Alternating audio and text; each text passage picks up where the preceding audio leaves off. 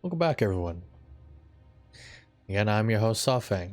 It's been a long while since we last had any D&D sessions, or how I like to do my Twitch plays D&D.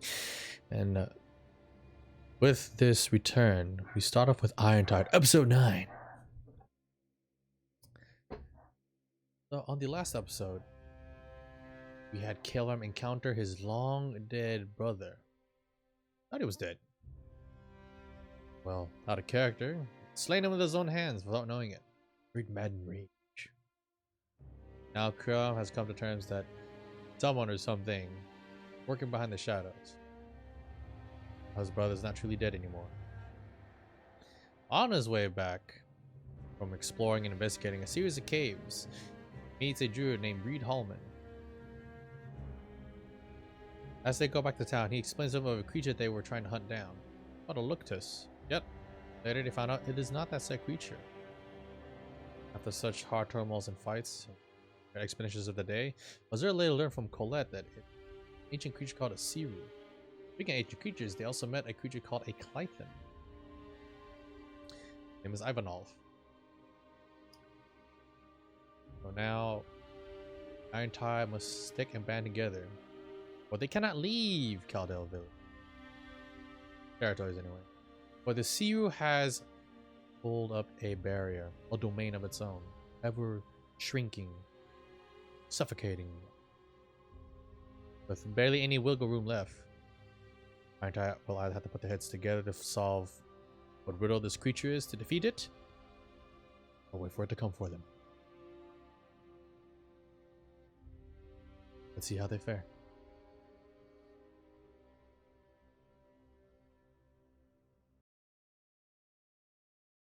And it is the season of the fall, as light wind accompanies this day. But yet, so does the rainfall.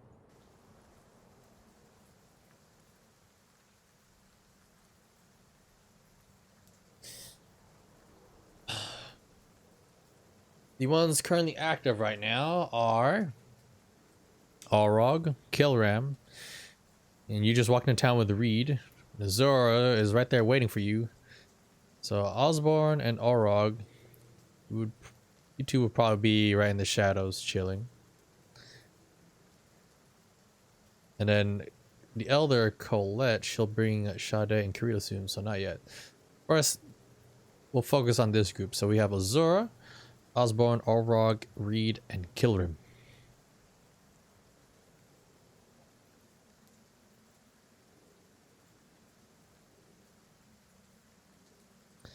Alright.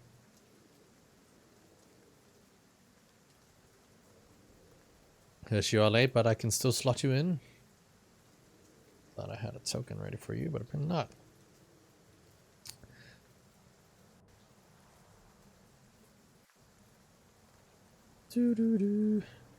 Well, the last game that was played for you, Azura, was the same one where you guys had last fought the, well, you had fought a tree that swallowed one of your party members, but you guys defeated it. You had triggered a magical effect that killed Nox and sent Kilram to the Shadow Realm.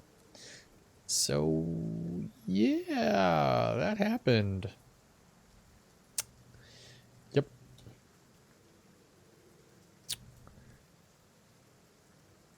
So, also, ladies and gentlemen, please bear with me any delays that may happen. And I will call things out accordingly. And remember, that episode was recorded, so you can go rewatch it, by the way, Courtney. See what the hell happened. So we have this will be Tice's thingamabob. So while you guys are doing that, I'm going to set this up real quick. You just made it in time.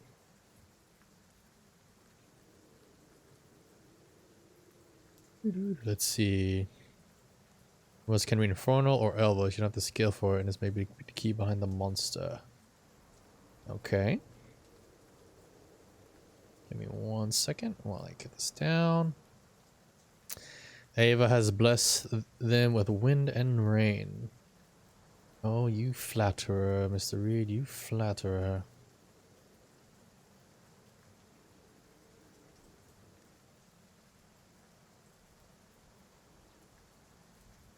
So the scene is with Kilram and Reed walking into the village. Stu the goat is at attention, and Azura is just right there in the middle, with Briar invisible in her hood. Okay. Yep. Well, there's your token now. You didn't show at the beginning, Ty, so I don't know if you were going to play. Correct, Zon. Thank you. And Azura walks over to tug on Kilram's sleeve. And Orog puts his hands up. I am not fluent. A hood gnome. You a hood gnome. I'm not going to go any further with that song. At random times, Briar will just like poof up the hood. Foop, foop, foop.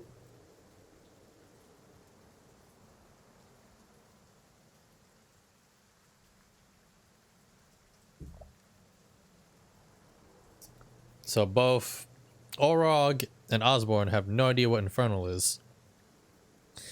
Yet Reed has said that he can read a bit of Elvish. Sadly for Kiram, he only knows about Common, Dwarvish, and I believe Draconic. Let's see. So did you guys want to go into the tavern, or Kiram, do you wish to speak with, or try to speak with Azura?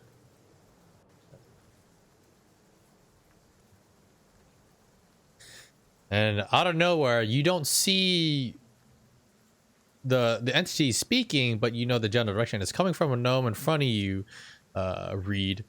Her lips do not move, but the hood moves itself. She can speak Elvish, by the way. You can read and write Dwarvish, yes. And speak it.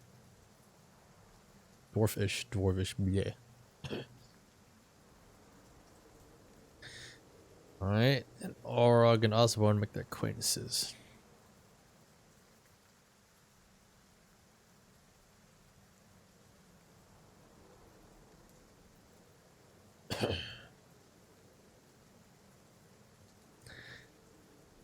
Dwarfish. Yes. Yes.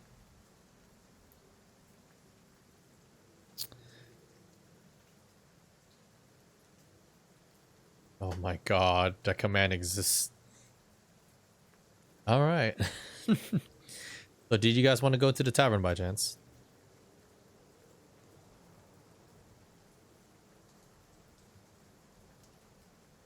Else you say? Latte Pascals. Alright, and Org makes a note to one getting a book about talking Inferno.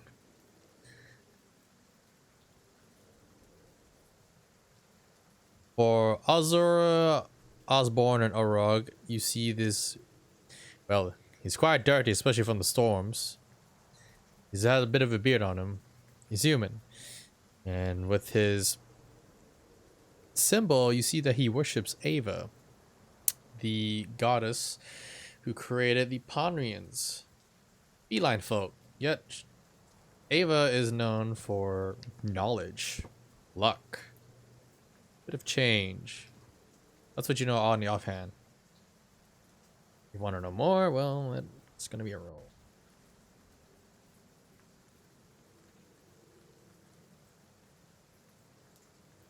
Ooh, Whipperone's hype troller.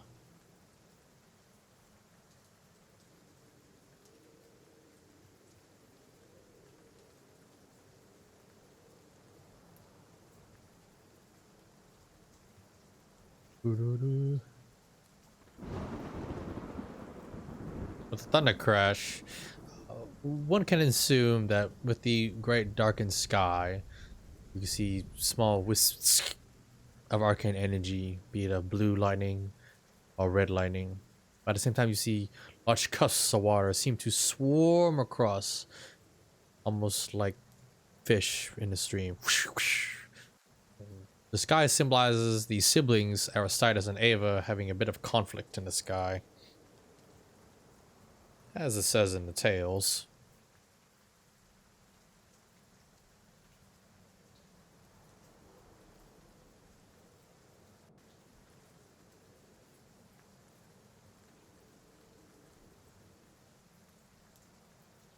Yep.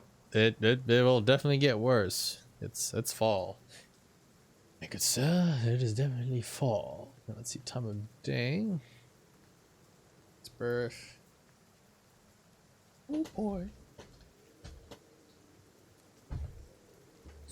And so the small gnome hides behind Kilrim. So very shy, she is so very shy.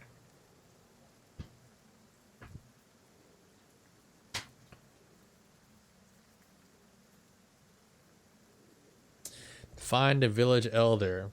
Well, before you go, I believe Mr. Reed wishes for a little bit of a response. But Colette is easy to find. All you have to do is go in a tavern. She mostly spends her days in there as well. That's where she spends most of her days and time.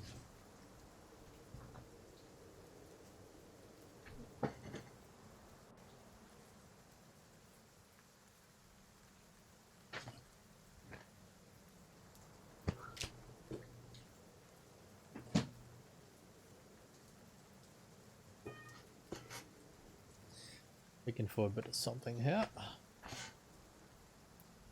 I could have sworn that I had it. Oh, I do have it. Alright, you guys are on the second of toe gear. 18th of Morelia. So tomorrow will be Nucklin of Corlana.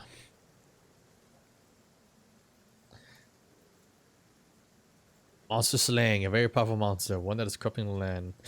We get a first-hand feel of what it can do. Okay. So you guys break away from the harsh wind, the rain itself, and into the very calm, warm tavern. But you still feel a little unease.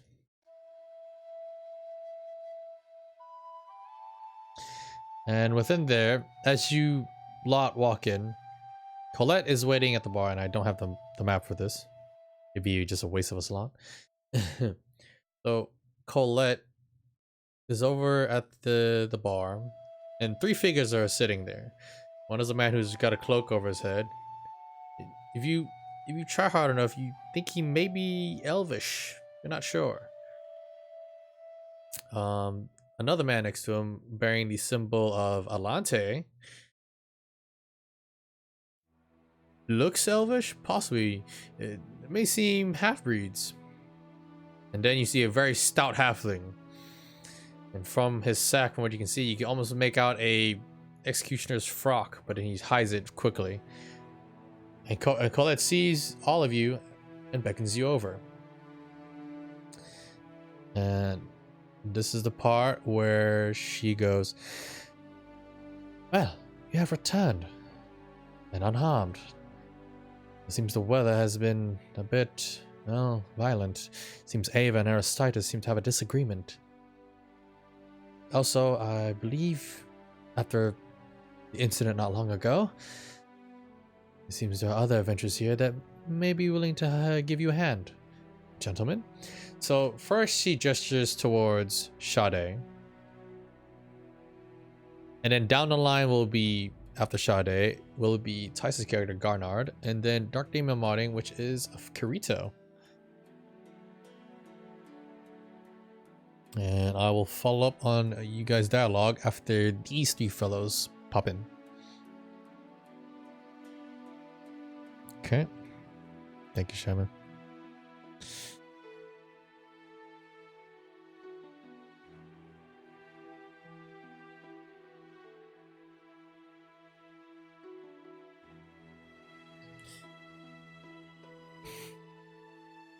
So now it seems the Iron Tide slowly grows.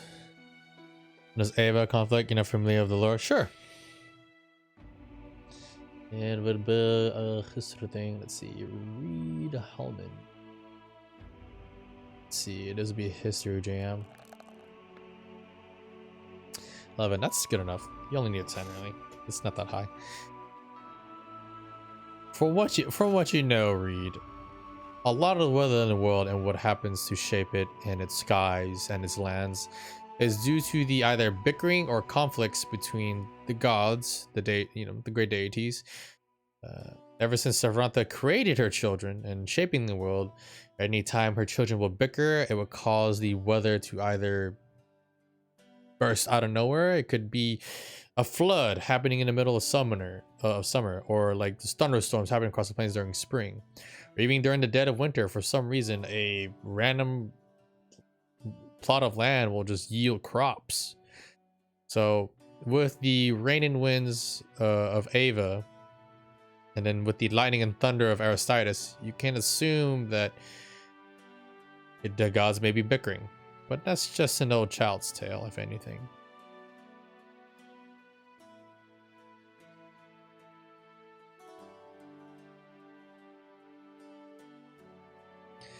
Alright, and Shada introduces himself.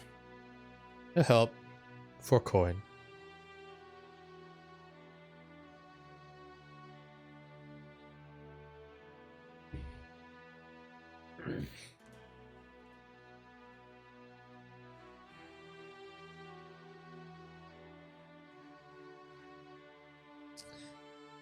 Let's see about Tice and Carito, if they wish to introduce themselves.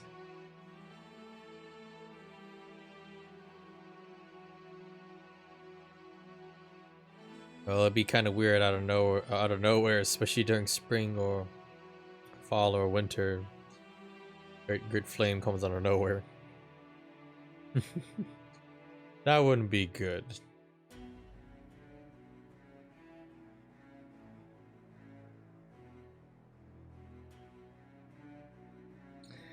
Alright, let's see. I believe Dark Demon is taking us on, which is okay. And then we have Tice, if he is there. At this current moment, Orog, Osborne, Azura, and Kilrem. Is there anything that you should do while sizing them up? Or for Mr. Reed?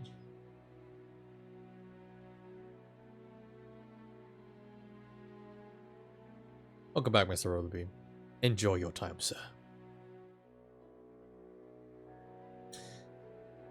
So, Orog just glares right at Sade, like,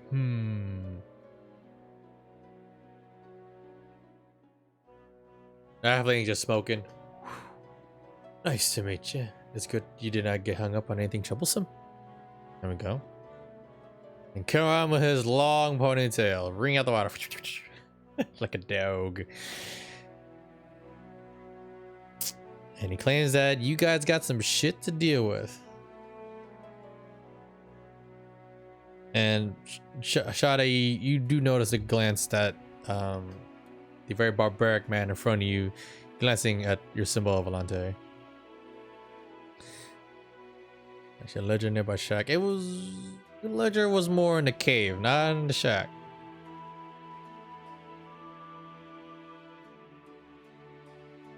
Let's see.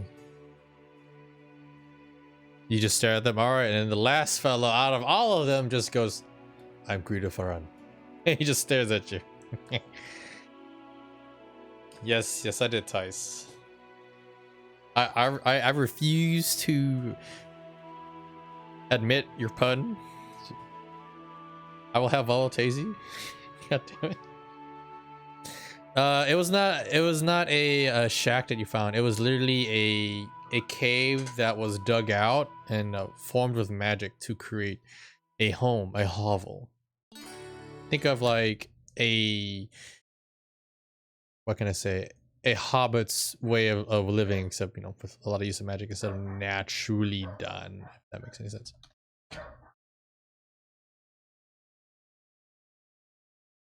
Right, dogs. Executioner. And that's one way to go about it. Here comes the cave. Yep.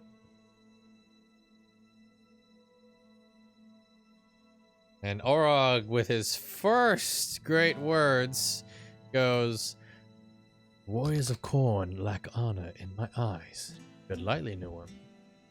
But then again, actually, he'd be half orc, so he'd be tread lightly.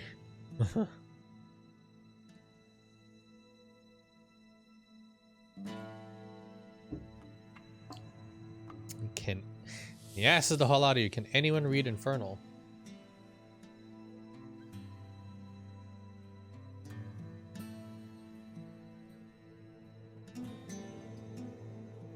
As Kuram, you put out your honest, inquiry.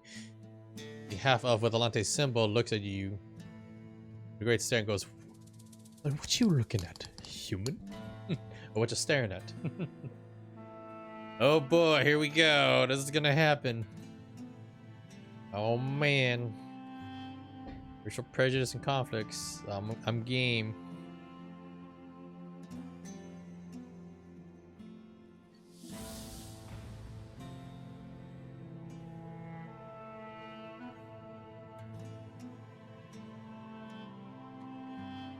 Read a damn language.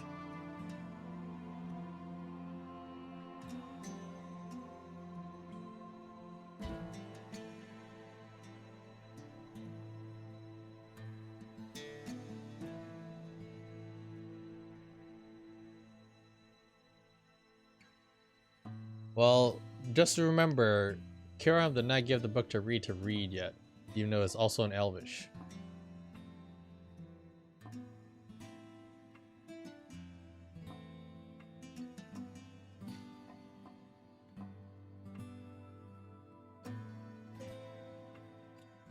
Everybody died in chat.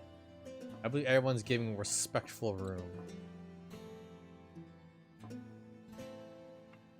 Want to inspect both the languages, so you're trying to look at Sade and Garnard. Are you asking for an insight roll, Borog?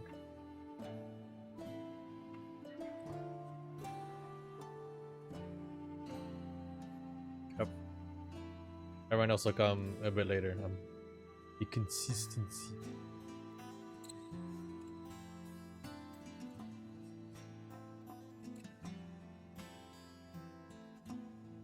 Okay, so Kuram is nudging the ledger towards both Reed and Garnard to basically peruse over.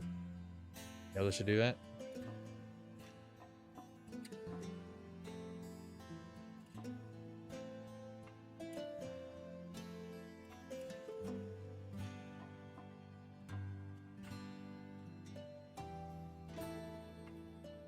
Perception. Well, here, perception would be like, you would look at what kind of gear that they have going on, but insight is body language. So are you looking to see what kind of gear they have, how well equipped they are, or are you looking for their body language? That's a fine line. Azura has, I know you have the shadow armor one.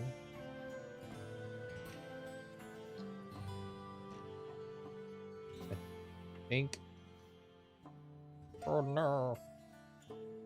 Oh, I remember the invocations. You can, Azura has charisma modifier to her cantrips and spells, and she has a shadow armor. That's your evocations. You have two. I don't know if you get your third one yet. But we didn't remember that. We didn't remember.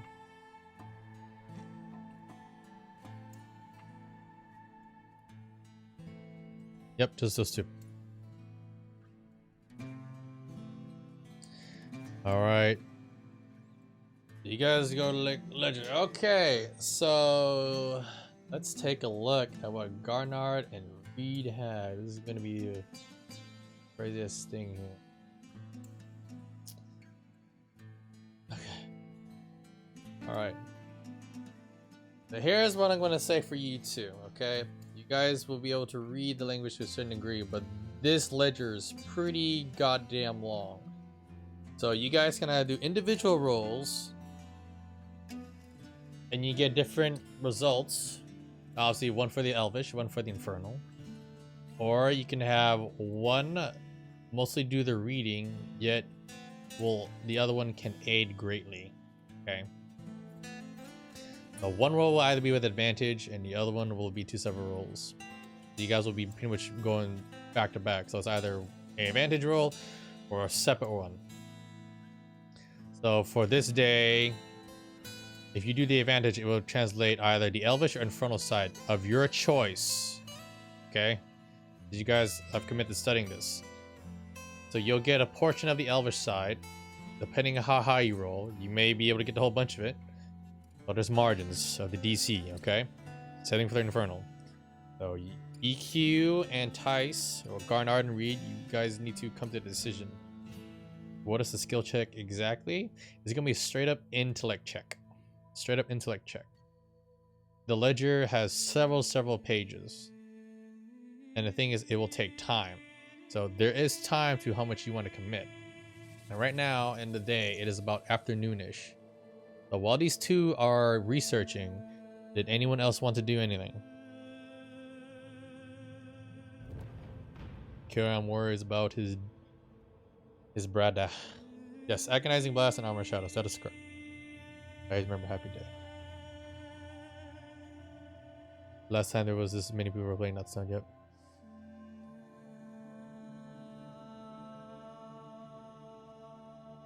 Well, the basic stats. We'll be getting a stat array of you guys on the overlay soon. These are the base stats, ladies and gentlemen. For the reading of the ledger, Kilram pointed towards those two. So if he wanted to, he would have involved you in it. And from what I'm guessing, Azura is holding on to Kiran because she's very shy, so I'm gonna have to say no. You want the insight? Okay, that's what I was asking. Okay, remember, E-Man, you have to ping me. I just scrolled to see what you just said. If you don't ping me, I will not be able to see it. You roll 19. Basically, what you can gather, Orog, they're as uneasy as you are, and with your introduction, they don't take you in great regard either. Okay, so if you guys are doing the advantage roll, do you want to do the Elvish or the Infernal part? Alright. Kirito, on the other hand, is just studying the whole scenario at the whole moment. And Kirito, since you have been observing, alright, let me check something for Kirito real quick.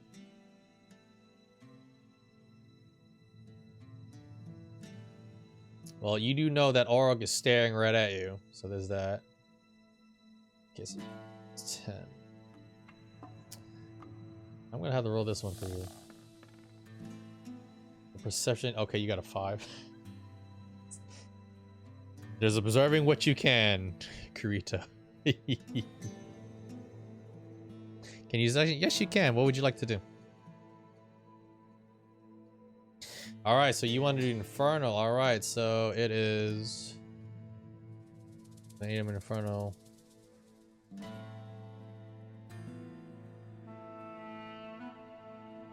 Okay. It's gonna be... just before I do the roll. Just to get out the way. So this is Garnard doing the first translation, and then Reed is just looking over the shoulder and seeing what's happening, correct? And then trying to jot things down. And he has just a 0. Are you okay with that? Okay. Hey, Arthos. Oh! Oh! Natural 20 to crit! Holy shit, dude! Alright. That happened.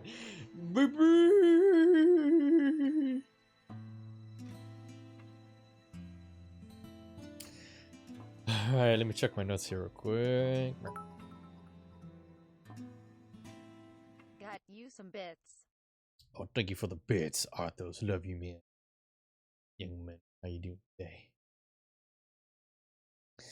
Alright. As you continue reading, you get to about a good quarter of the ledger. There's a lot of it. And with that roll, it doesn't hit night, but it'll definitely be night in about an hour or two. Watching these is different experiments, and it looks like there's communication between several different factions. From what you can tell, you see the Red League and you see the Gold League. Apparently they are a band of thieves, assassins. And a name pops up by the, from what you can tell, is called Gareth Ironsky. And lastly, they were keeping an eye on a guy named Riordan Nublin. But apparently this Gareth had a different name, and he supposedly came from Grix.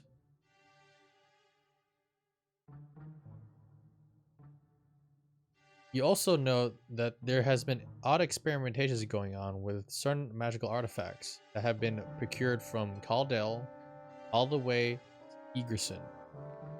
And apparently the Red League are getting ready to plant agents and a shit ton. They have been getting information of the Bloodfist Company, which is a faction in Salarino. They're planning to send in spies, and they're gonna get ready to burn it to the ground or take it over.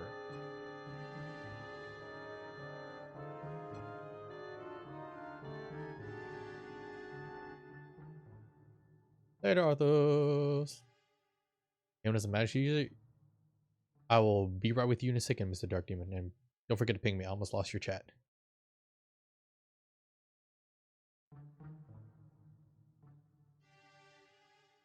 So that is what Garnard knows. Reed, you only pick up something about artifacts. And then a name. Oh, thank you, Typhon, for 200 bits.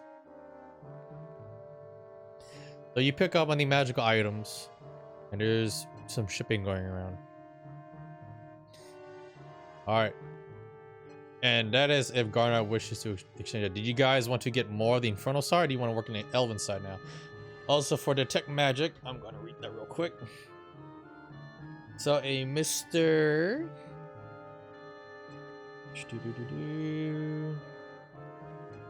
I'm going to see how far away it is and what it does. Give me 1 second.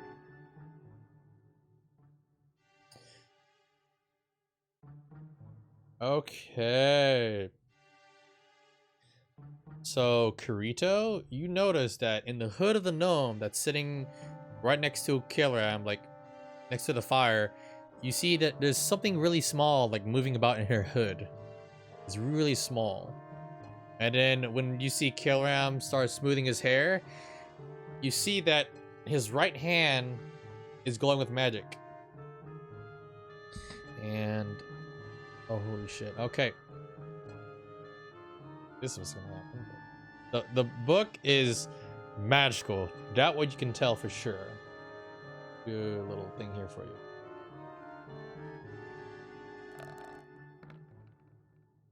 Oh, you got 7s though.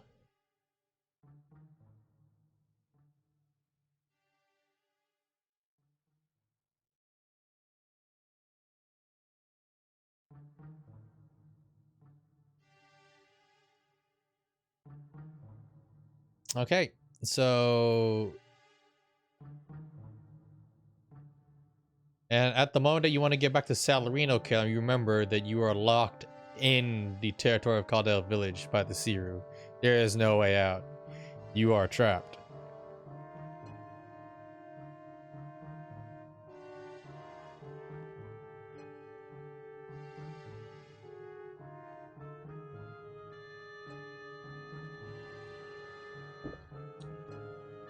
Poor Kirito, Dark Demon, your Dyson is not hot today, good sir. It's just his hand glowing. You do not see a gauntlet at all. You just see his hand glowing.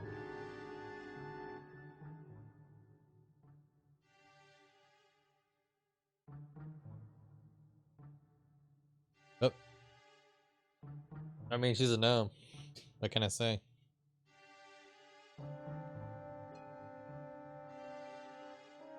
Karen kicks over the stool. Someone goes, "Hey! You're kicking over the stool! Let's get drunk!" There's some guy on the 2nd level.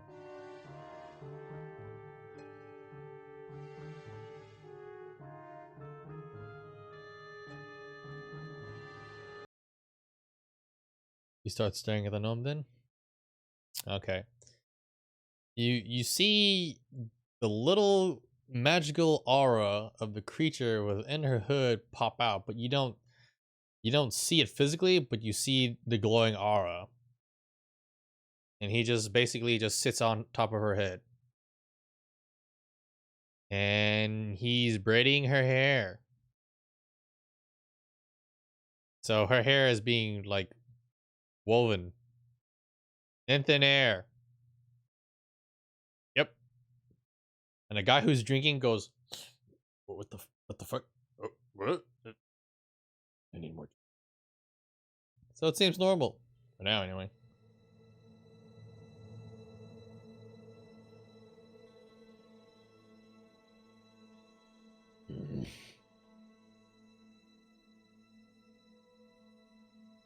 All right. As soon as you go to grab Azura's attention, Orog, or Azura, Briar pops out of existence and goes, huh? What? Feather?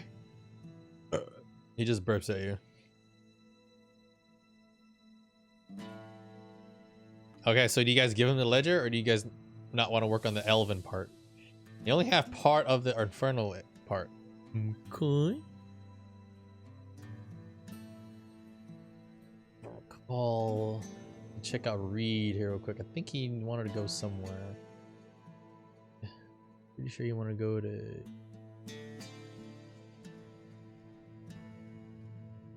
Egerson. That's where he wanted to go.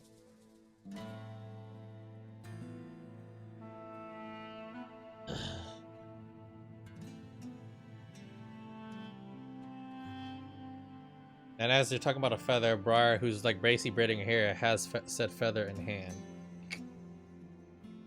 And for you, Azura, you notice that the feather on one of your sides has been removed.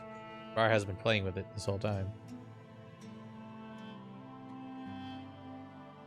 At this time, Osborne, his ears perks up at the sound of the league. And, you know, I'm gonna have to call a history check to see if you know anything about that at all, Osborne.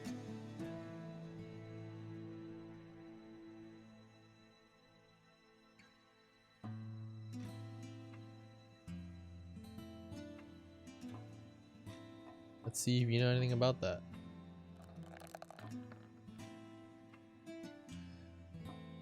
You roll a 5.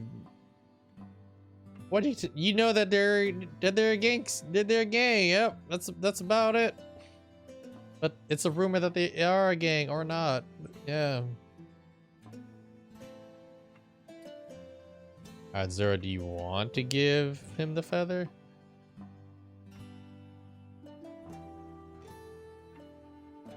Well, in his small size, Zora.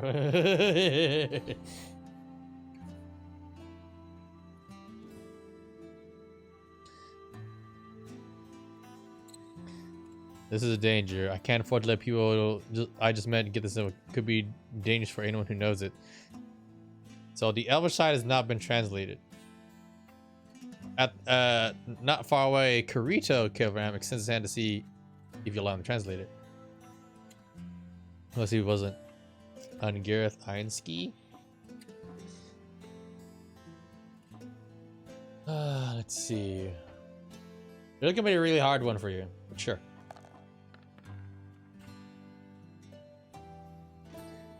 The name seems familiar to you. Something from the past that you can't put a finger on.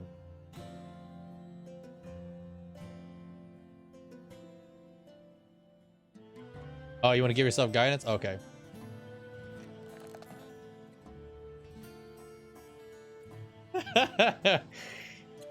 It's something from back in the day.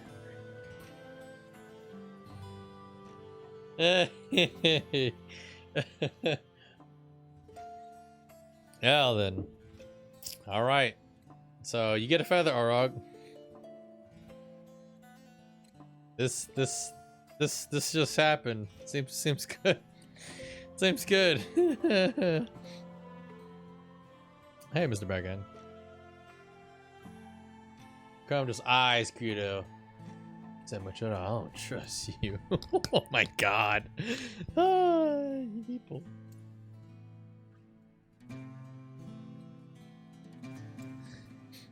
Can't put your finger on it. Alright.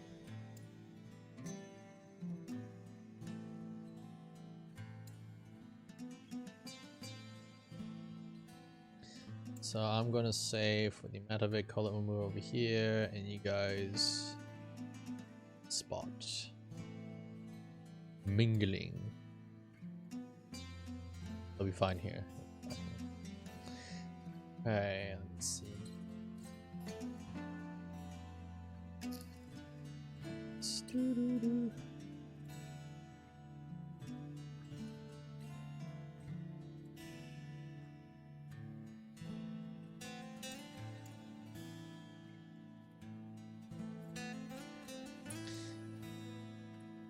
You're showing your spot by the wall. Can you all check to see if you know leaks? You've been looking for info. Sure. Give me 1 second. So, yes, I mean, they're talking blatantly loud. They did not say that they're whispering, so you hear everything. Like, you hear everything. So, the history. If only you had Ed, but you got 15. From what you can, what you remember from your days at Farson and working for the nobles of Farson, Sade, there are a couple of different leagues of gangs, and they give themselves colors to identify. Usually, sometimes under a dragon's color. Some of these said thieves or gang leagues like their own mafia. Sometimes they do something good, like being very charitable to the poor and oppressed. Sometimes they just work for the bad guy and they just want to make a lot of money, or they just want to see things burn.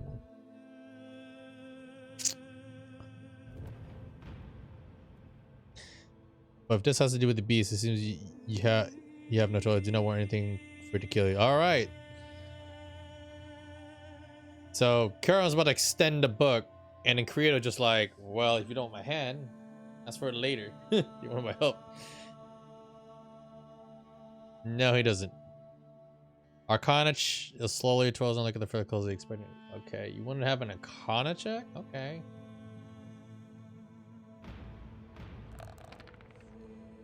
You get a 21. For a good, quick moment, you feel as though there's something more to this feather. You felt a little bit of energy seep into your hand, but that's about it.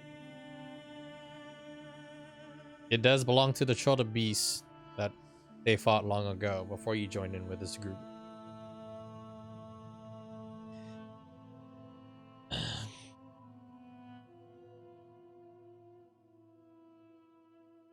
Alright, it is. So, ooh, we're off to a great start. Everybody here. You guys are just oops, sorry.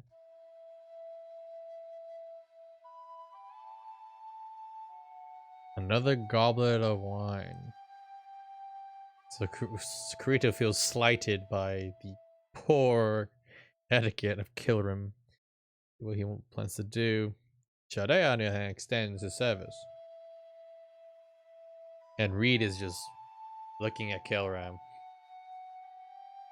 Intensified. Garnard, I'm pretty sure he's just like puffing and smoking. Well done.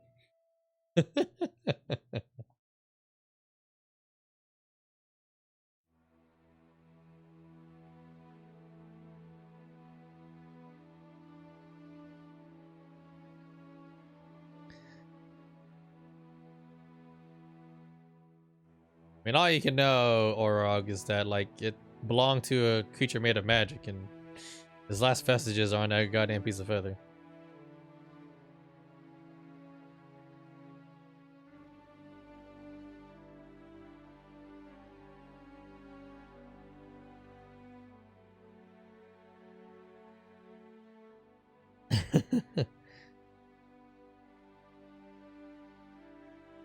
All right, so you get, so Sade, you get the glass of wine. Do you want to peruse it now? And Reed, I don't know if you wish to follow up, just be like, let me help you. I don't know. Does anyone want to do anything else? And everyone's role playing really well. Good job, guys. Good job. Kurito, true to his character, is just like, Just like the elven part. Well, if Reed feels slighted, he can always take it with Kilram if he wishes to. Nazara, you get your feather back. Oh boy. Don't you like it when a barbarian just does stuff? Zug zug.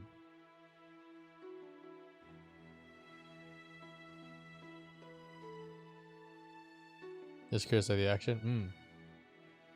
Oh, good thing Reed is very observant.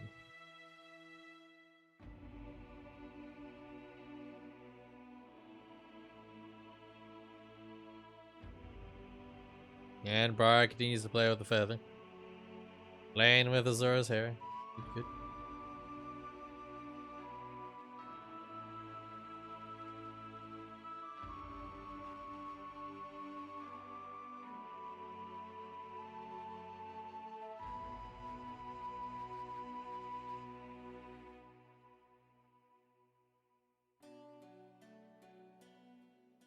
It is a fun part of life. Alright.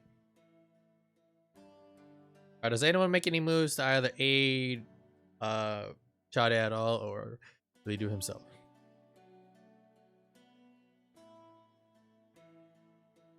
Oh, you always, if you wanted to play backhand, you could. Hope you feel better, buddy. Alright, and Briar just do that. It is a game session currently, Acid. Alright. He doesn't want aid, so that is on him. So, Sade, are you asking for aid at all? You're gonna interact with anyone, or you can do it yourself? Alright, Karen goes over to the village elder. I'll get back in. You help if you ask. Okay. Sade, are you asking anyone at all for help? Or is Killam gonna like beseech for help? You do it yourself? Alright. Finalizing it. Okay. Just have to nap. Alright. Reed just goes, well, shit. He goes to take a nap.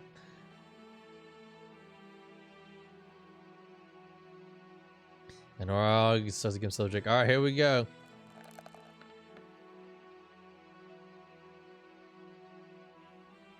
For what you have been able to try to translate, and this takes a good better of the night, where you're gonna get tired and we'll have to go rest.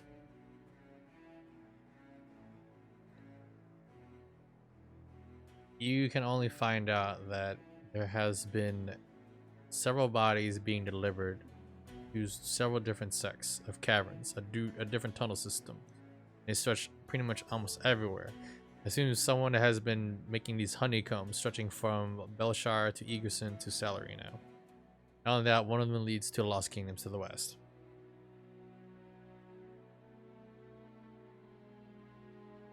That's about it.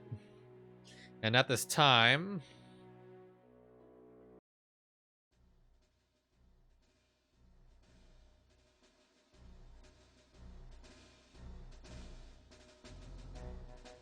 through more info.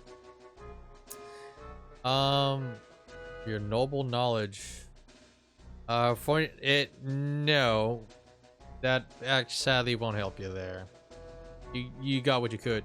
During this time, through the tavern doors, a couple of figures walk in. You see a young lass with long, dark, ashen hair. And from what you can tell from her markings, either on her clothes or on her weapon, she's pretty barbaric. On this side, you see a very buxom wood elf. She's very beautiful, especially her bosom.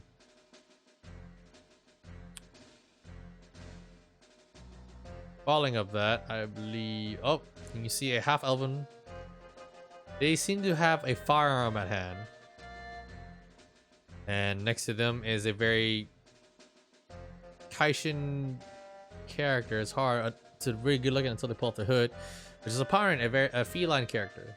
And their robes signify that they're from the Bluffus Company. And then you have another lass. Almost seems elven. Almost, but you can't really put your finger on it. But you see the mark of wings on her back from her cloak. She is a Tonrian of the Avian Kaishin race.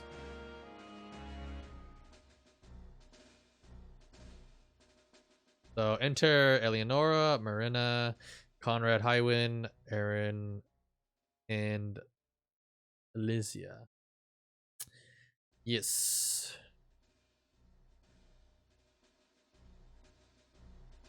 Karam, that's all you can know and find out about that.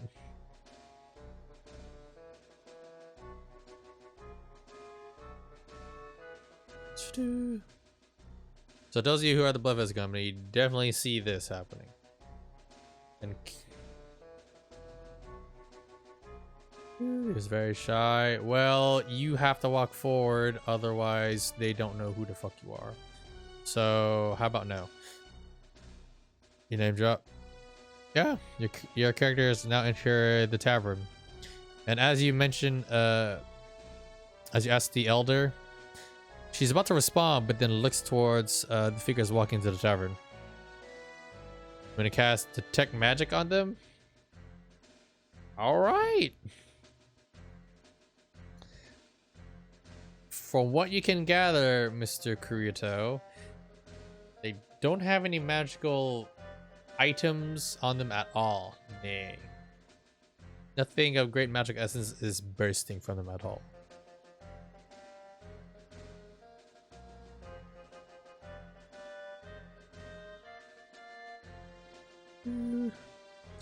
And for the whole lot of you who have come this far,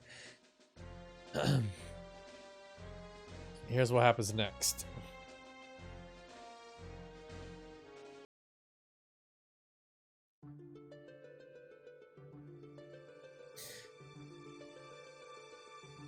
A small bird, and this is where the cast detect magic on Creator comes in.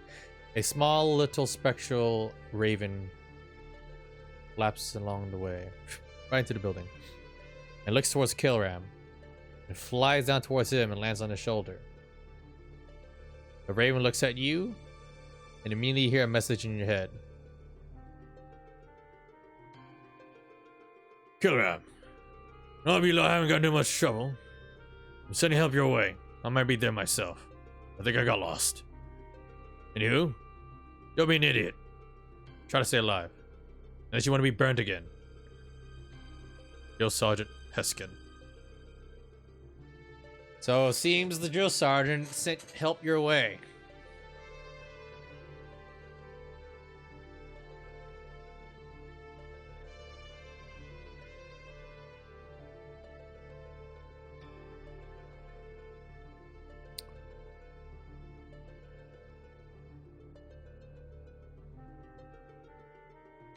Oh, there we go. So that is the current situation. And it is definitely gone to nightfall, that's for sure.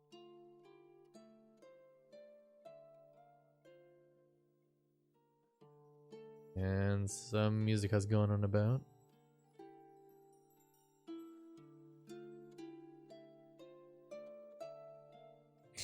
Joker. Get an anime bounsu. Oh boy, here comes the weebining.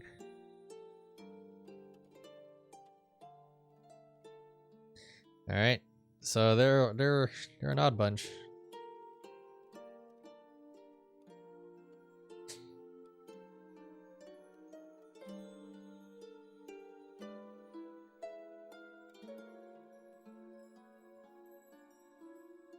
It was either Heskin or it was Juza. Possibly.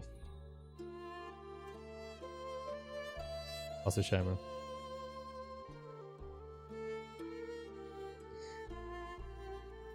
He don't look at the bird and create, you know, that thing is magic.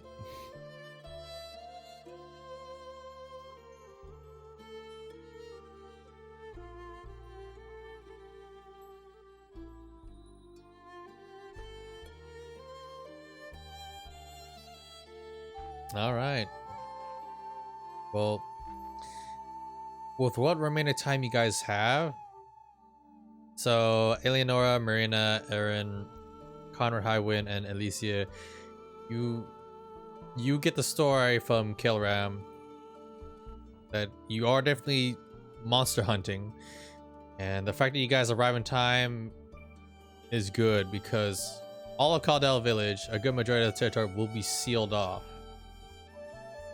And at this point, you guys start being seated, especially the village elder Colette starts prodding you guys towards, she motions for you guys to go take a seat at the big table so you guys can all actually discuss it out.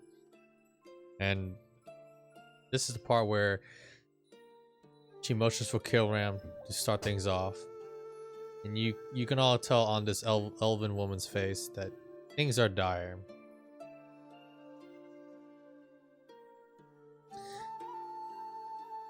She looks over to Kilram and goes, "Why, yes, though.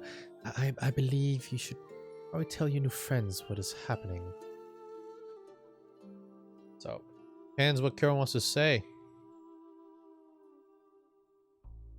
So this is the part where you guys sit at a long big table.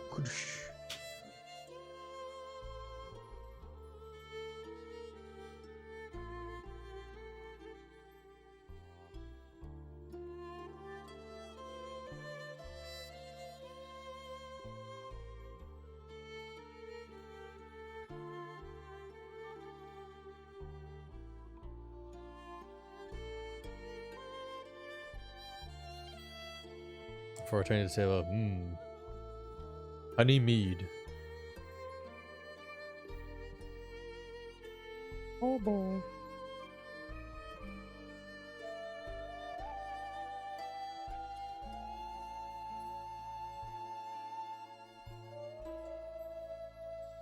Oh, the animal scene. That was so hilarious. Alright. Move back on it. Alright, so any food or drink that you guys would like, the elder basically has all the servants, barmaids, they all get it for you. Whatever they have anyway.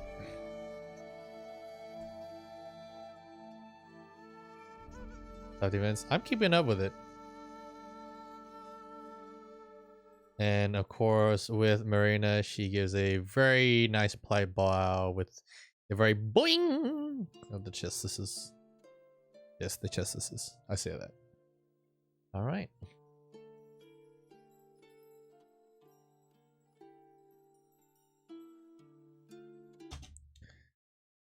All right. So Karam says that there is backup coming, but also he gives a very dire message.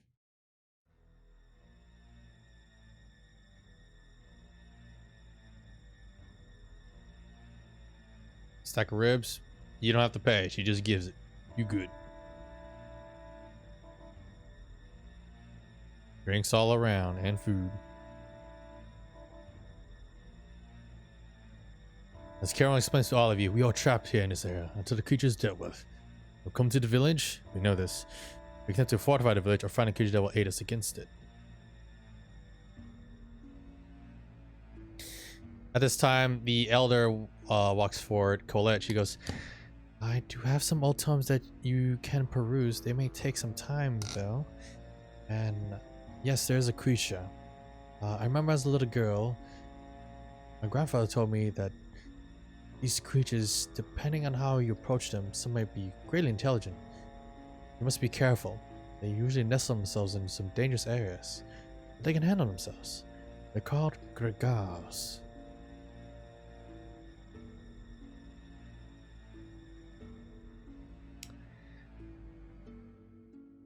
The descriptions of this said creature is no one has really seen it. The only thing that they could glimpse was a shadow or wisps of smoke. And the Gregar is an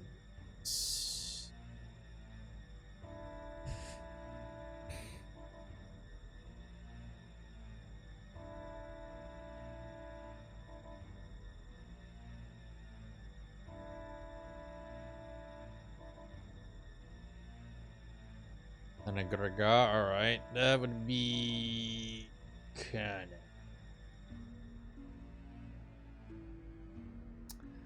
Oh boy.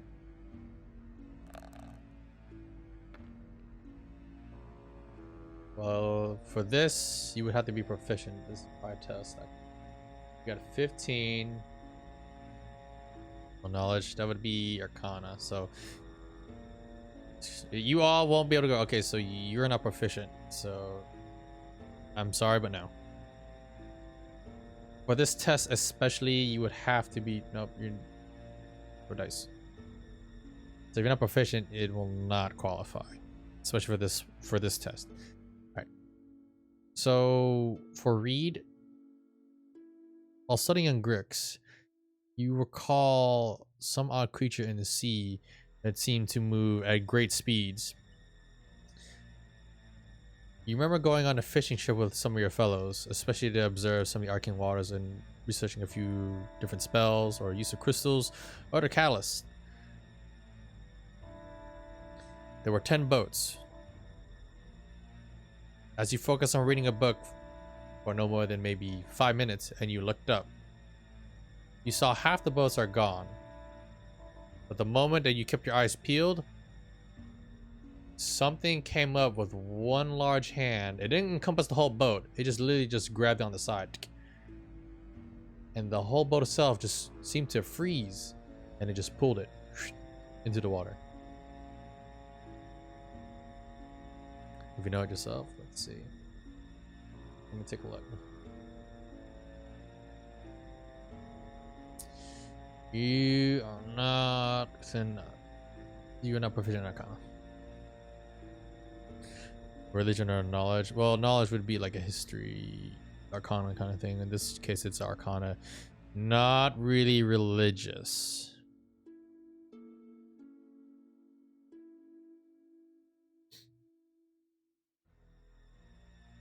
Triggered by the fishing trip. Oh boy, fishing trip.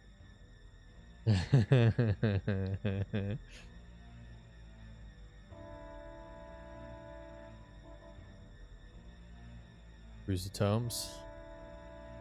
Alright, the village elder, she looks towards you, Marina, and goes, oh, well, yes, certainly. Does anyone else wish to peruse the tomes? Your Arcana tome? No. This is not something an everyday book that is available. It's not located in your general store.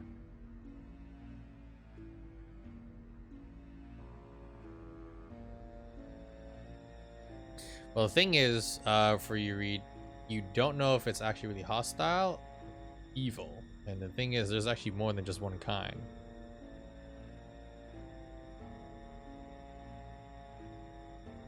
Okay, you guys want to go read the tomes? So, Reed Hallman and Marina are going to peruse the tomes. Is there anyone else? Karam, are you wanting to use that ledger at all?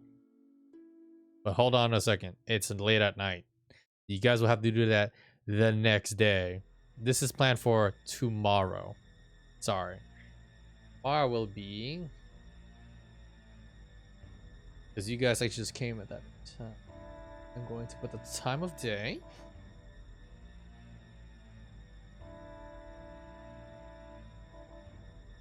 Let's see. This will be at the 2nd of Nochlin.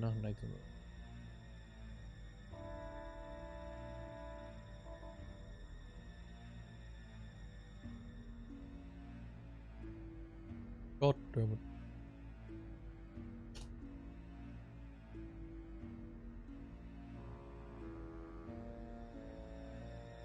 But I just letting you guys know this now. A week is 10 days.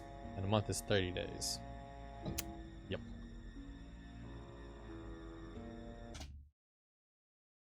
We'll move away from that to Ramil.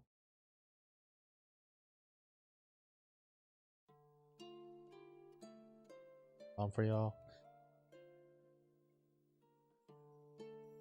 Well, we should attempt to seek out the creature that can hit us, but yet you don't want to leave the village unattended. Nox and Torin together with Antante will watch over the village. So you actually have 3 people watching the village. And Torin is pretty much the whole strong of you lot. So the village is actually pretty okay. And you can leave the village. Well, the thing is, it depends on how much time Breed and Marina want to spend time perusing the books. Like, who wants to read the books Then they're gonna take a majority of the day, and then there's gonna be a separate party to see who wants to journey. So you guys want to split the party, sure, or you can all go out and adventure together, or you guys can do research together. What's up to you guys? Yes, it's already got juice. Everyone got everything, Courtney. Everyone got everything. Everyone got their drinks, their foods. So every minuscule stuff, you guys got it. But night and sleepy time is heading its way.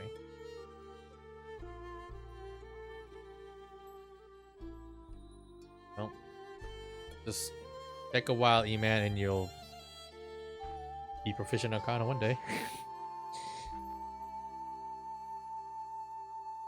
All right. So for tomorrow's plan, who is wanting to stay in the village? Do note, if you all leave, it will be attended, so you'll be fine. But unless you guys want to take time studying, whoever wants to do that, that's one way to go about it. Yeah. But you also do a good amount of study every day too. You at least got 5 days, that's correct. It's still gonna take quite a while still. And to get that amount of study, E-Man, the thing is, you've done some hours of a day. You need at least to put in at least 8 hours a day. That's what I'm saying now. It depends on the role too.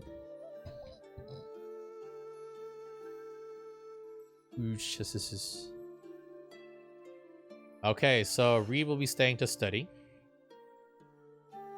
Is Marina gonna stay and study? Thumbs up the big breasts. Oh my god. Okay. So who here else is gonna stay? That's what I need to know right now. And who else wants to venture out? Because okay, Carol will make an executive decision should people not want to discuss this. Okay. Okay. So that'll be for tomorrow. So you guys are gonna rest tonight. I'm just preparing for tomorrow thing.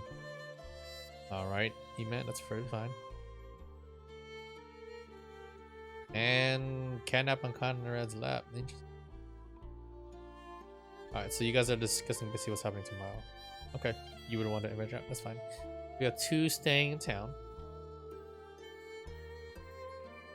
And Sade is going to stay in town.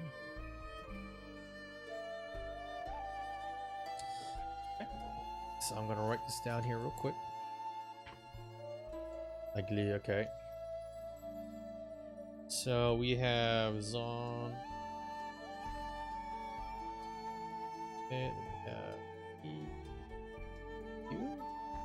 Down Yuri. Village. Have 3 people in the village. Okay.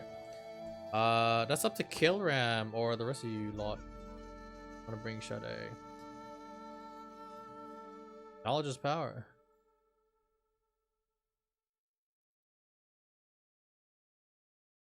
There's a planning stage. Full body arm hug. It's more like full body arm leg hug if you know what I mean. Venture out. Okay, Dark Demon will venture out. Alright, you're traveling. I'm writing you guys' name down right here.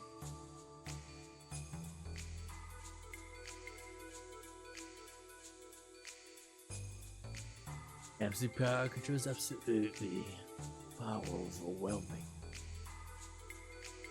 Alright, ties to traveling, mark it down. There's a strong will and with speed. Cam water is out there first and I'll hold up. Okay, so Elysia will leave.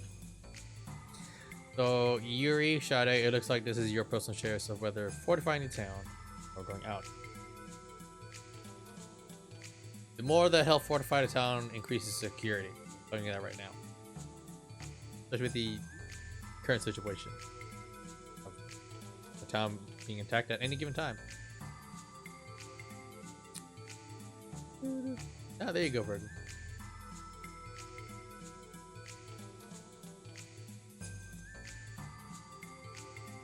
Yes, I fortify, fair enough.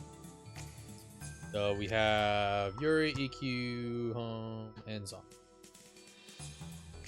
Oh, Orog is gonna stay behind. You want to help research Orog? You can, even though you may not be provisioned. You can help to an extent.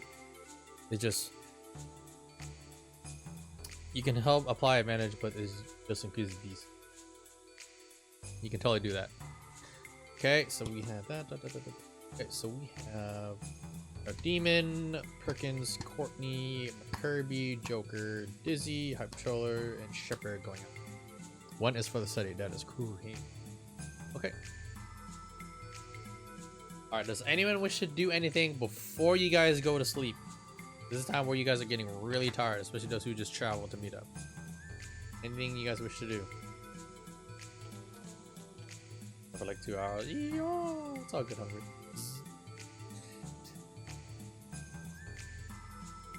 Well, to do a crash course for you, Hungry, you have a choice. Either you stay in the village and reinforce it, but also study books, or do you go out and travel with party? They are splitting the party, but you guys are a huge group, so you should be fine. Wish to read till you pass out. You can do that. That is perfectly fine. That is plausible. Which one for you goddess and pray for guidance? Deferanta? Actually do have a shrine turret. Okay, Zon, here's what I want you to do. Roll me, just do a roll command. Just exclamation point roll in the chat. 10-10. Grant, you missed it. Shem was talking about the animal pet scene. Oh man. Poor Crow. Poor Melanie. Poor Axon.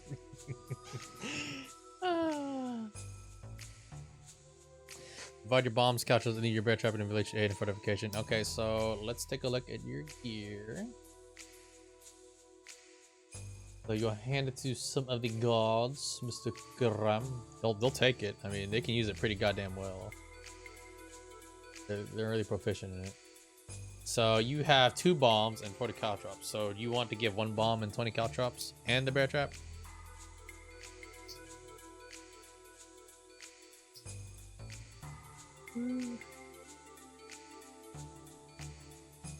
God will pay to the goddess of death, or the goddess of death would be Atlante. Do some stretches. Okay, so you will have no bear trap. Is 1 bomb, 20 caltrops. All right. Hold it up. Yep. Indeed is correct. And hopefully you have your PDF open at Izzy, so that you can keep track of your abilities and whatnot. I believe at least this says she will be. All right.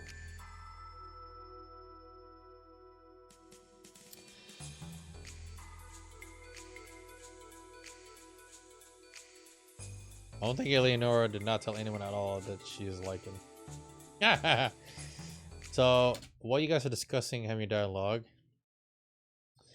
Marina, as you kneel down at the small altar to Sethranta, the goddess of life, fertility, love, what do you say? What do you do, and what do you offer to the shrine? Describe to me your intent and what you wish to do.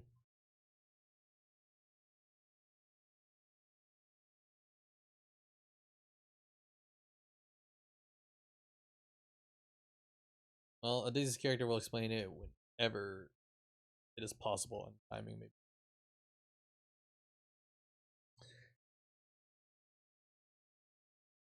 But I don't know if Garnard would praise her, but praise her. There you go. Didn't think that far. Well, let me know what you're gonna do. Everyone else is stretching and getting ready for bed. Being like in. All right. You don't have to at all, Zon or Marina. You can just pray, and then I can roll to see what may happen. Would you want to do that instead? I'm giving you different options. It is not mandatory to offer anything at this point, but your prayer does count for something, which you are doing right now.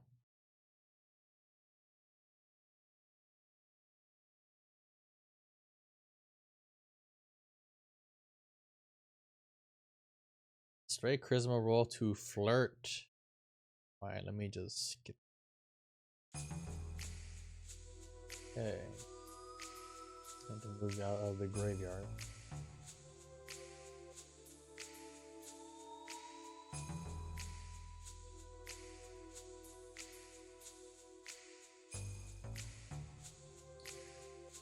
Alright, remember I need to be pinged for the. Okay, so hungry is finally here. And late. But that happens because computers and internet is. People are gonna like watch this video and they're gonna be like, oh, this is some weird stuff. Charisma check. And if you want to resist these wiles and woes from this female character, Kirito can, if you would like. You rolled a 15, and so unless he does not want to be enthralled by you, he can just roll a charisma check against yours.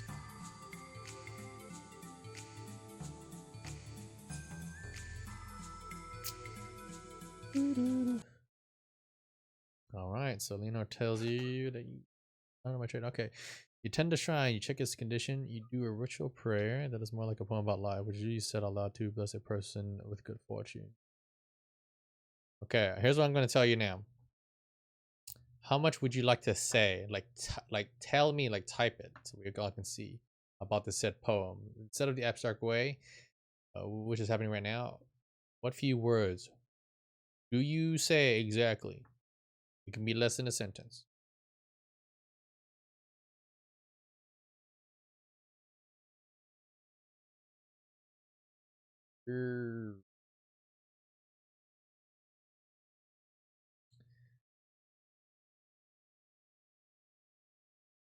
Arrows. Here you can have 40 arrows. Done. Alright, and Kirito winks back.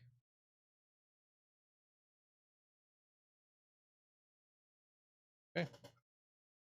So everyone's getting ready for bed and exchange their last little liners and dialogue, which is very good. Alrighty then. I'm still unsure of his whole de facto leadership. Okay. Let's see what's gonna happen here, guys. Let's see what happens. I'm looking forward to this too.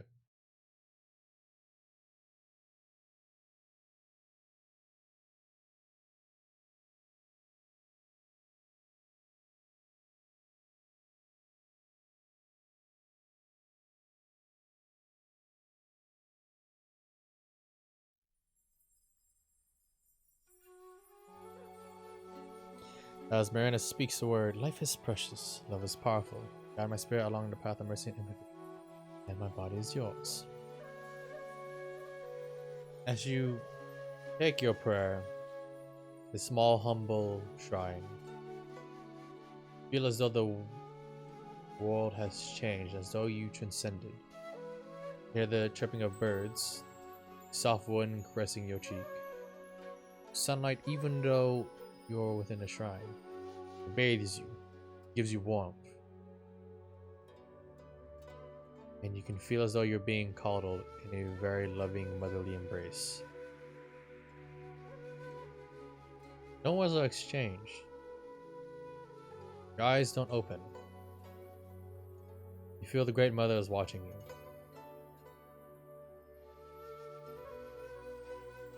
Feel though something is rising from within you.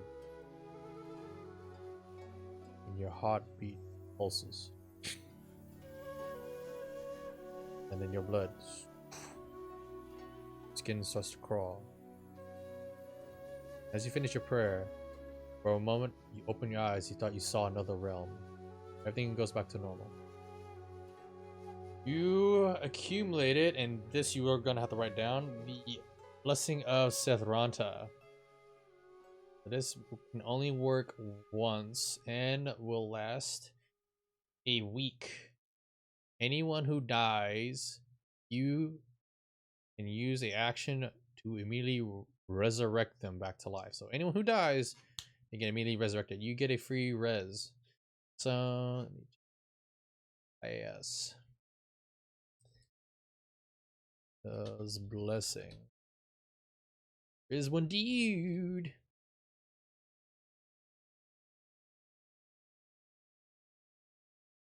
All right.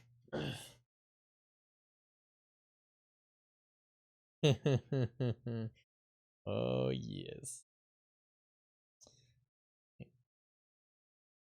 He's in front of the altar. He pulls the dice and cuts his hand. He drips his blood in front of the altar. It's over bloodshed. Now help prevent shed of blood. And he goes in all in deep prayer. Okay. But with that in mind, let's see who he actually provokes. And he read the book too. Okay. Flynn check. A luck check. Garnard, you continue your ritual and prayer. There's no great effect that you do feel, yet this is a ritual that you have become accustomed to through most of your life, being an executioner beforehand. Oh boy. Now for it's already the 19th of Morelia, the 2nd of Nochlin.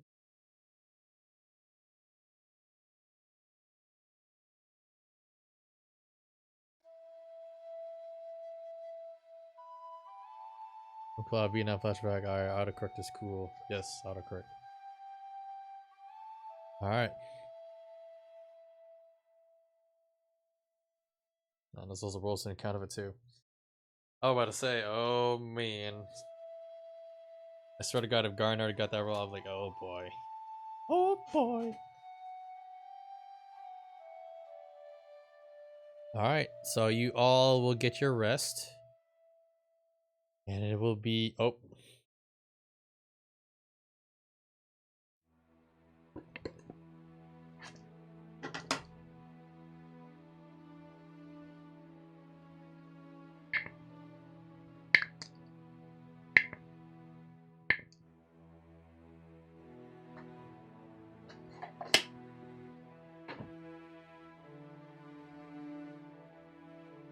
Alright.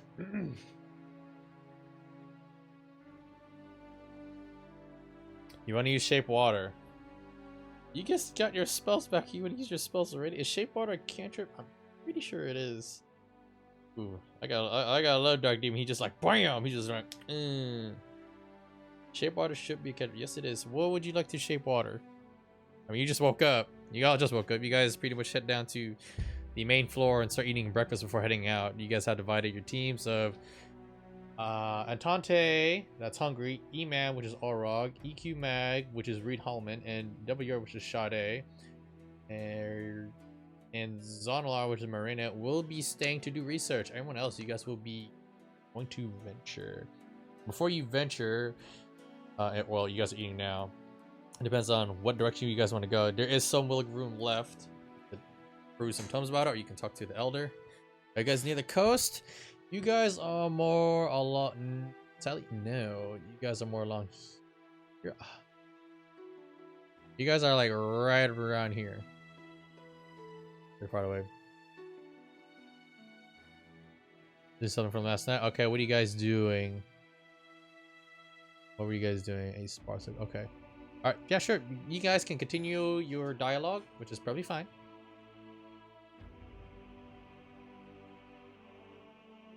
You're running rivers nearby. They're eels. I need to look actually. I'm trying to remember. Hold on.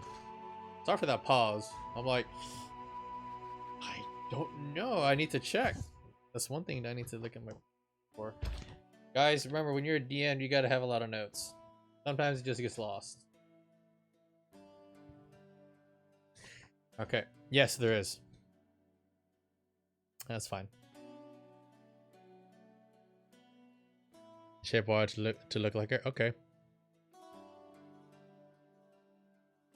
All right. Well, with the extra caltrops that Kilran put forward and the bomb, the bigger factor is The bear trap can be put into the wilderness, and the bomb itself, that's a very good question. Where would you want to put the bomb? But then again, Kill gave it to the guard, so I have an idea where the guard put it.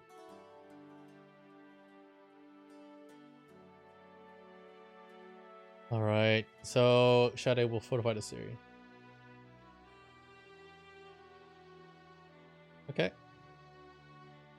Remember, like, so the night before you guys start resting, the pleasantries need to happen.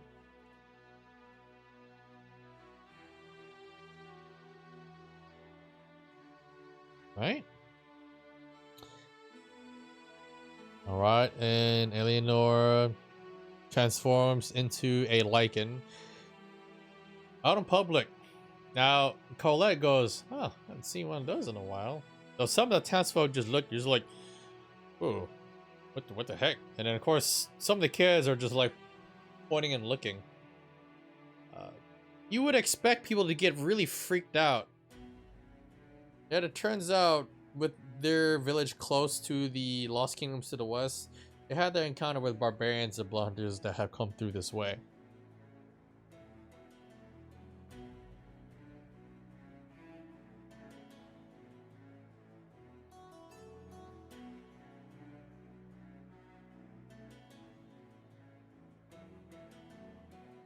And also, ladies and gentlemen, for more RP stuff in the future, we do have the tabletop RPG chat.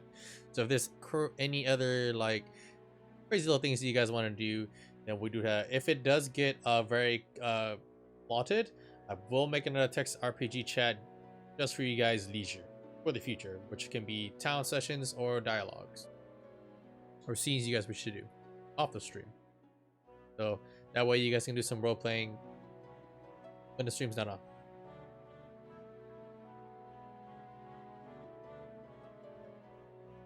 You see this like a yeah, well, you're eating food, right? So I'd say no.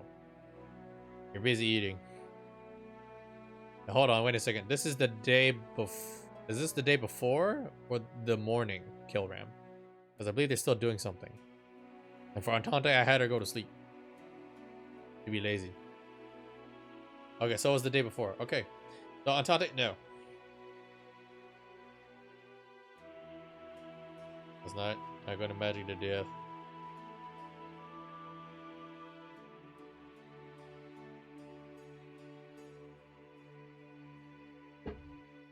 So the townsfolk definitely know Eleonora is a blood hunter, especially that of the lichen trait. So for these guys in town's okay. If it was probably done in a different town, like Belshire or Egerson or Salarino, that's beside the point. Rural villages, there's a ton of them. They're all right next to the goddamn like Lost Kingdoms to the west. You know what a blood hunter is?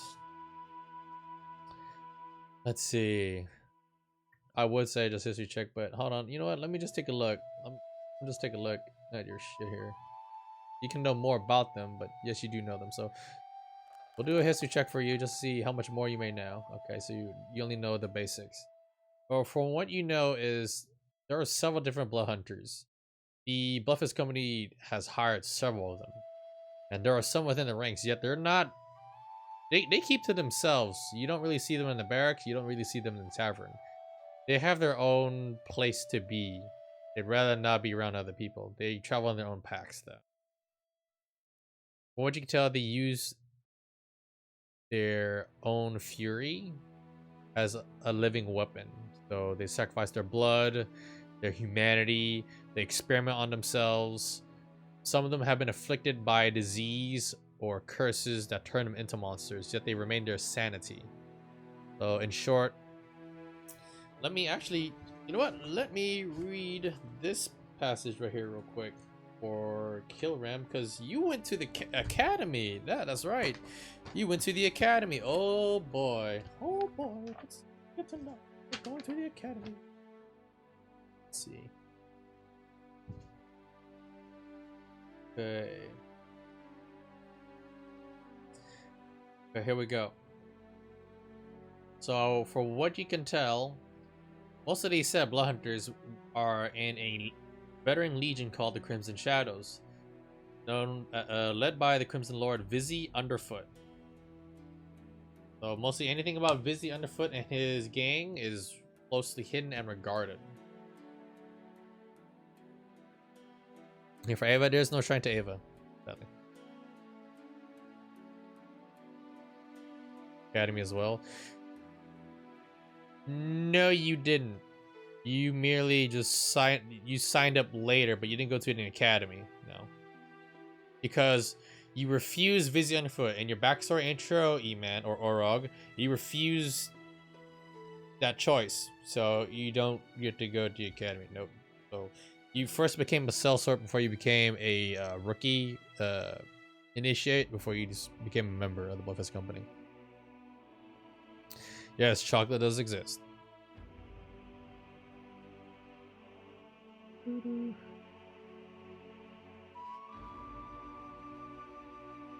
Yeah, Battle Shower will probably be fine with it. It just depends. It's like if you just randomly turn to a beast, like guards are definitely gonna keep an eye on you. It's not like they're gonna stab you to death. It's just like, what the hell?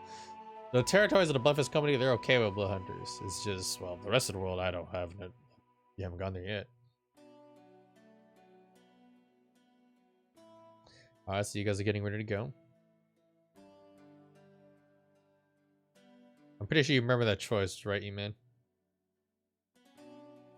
Right.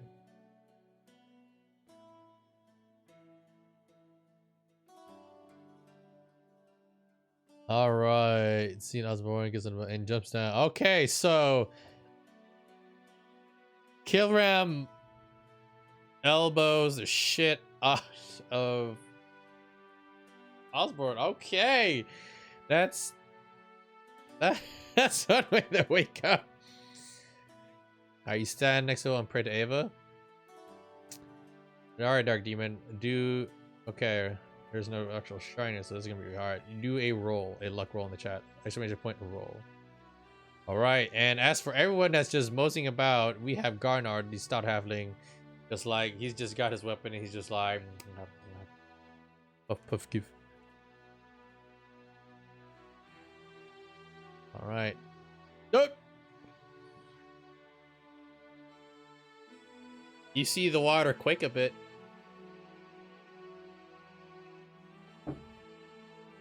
Dark Demon, bruh. I don't know what's up with your dice. I'm sorry. I'm so sorry, bruh.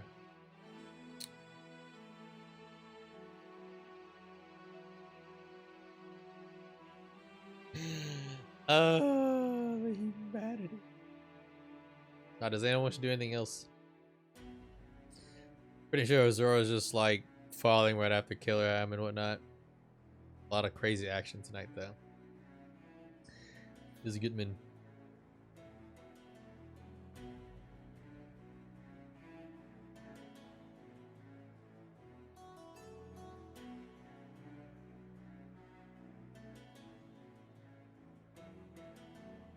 Alright, ready to study. So he's done. He heads back to the town. Alright. Well, you are still in town. You just eat in the tavern. Like, the little small little library they have is literally in the tavern because the village elder lives in it. A random walking tree yields. Alright. What your greatest wishes? Oh wow, Thais. Wow. What did you? Oh, sorry. Okay, there you go. Yes, if you wanted me to see something specifically, I just scrolled up EQ. Sorry about that. Just please ping me, guys. Please ping me. It goes in bright red, and I can see it clear as day if you do. Okay. He makes his way to the river as he draws a dirt and circle, calls elements himself as he dances celebration to Ava. Oh, okay. All right, guy. This is gonna be a religion check from Reed. Oh, I will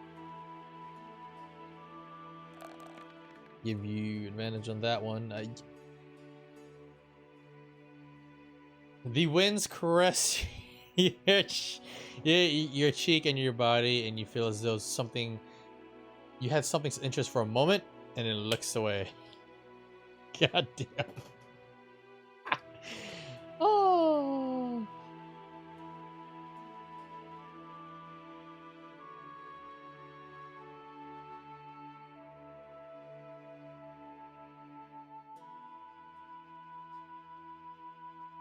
Mein God. Well, none of them have really seen the hook horror yet, Trent. No one has seen that hook horror yet. Oh, yeah, anyway. All right. So if there's anything else that people wish to do, please be it. We got the study team. Okay, study team. We have 1, 2, 3, 4, 5. That's about it. So, Killaram, are you gonna give them the ledger to read? Are you leaving that? Do you have to? Do you only roll? No, it's automatically stealth. No one can really see it. It doesn't make any sound out unless it drops something. It's sleight of hand. You only roll sleight of hand for your invisible mage hand to steal shit. If that makes any sense. Pardon my French. And Garnard is just impatient. To those traveling, keep it quick and we'll go off. Copper wire and phosphorus. The small general store here doesn't exactly have those, Dark Demon. That would be something either Balashar may have or a main city like Salarina or Eagleson.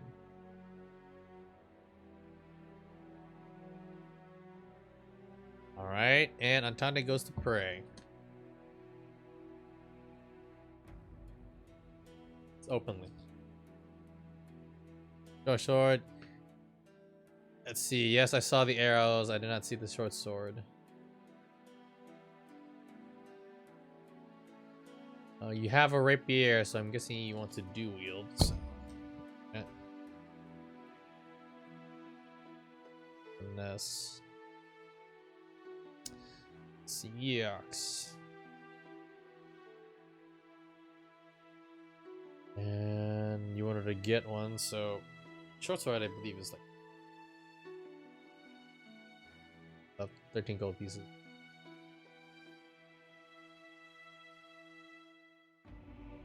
Oh, good, Courtney. Yeah, I'm pretty sure you have work with some tomorrow, y'all. Yeah, it's 2:30 a.m. Our golems are witchwood in this area.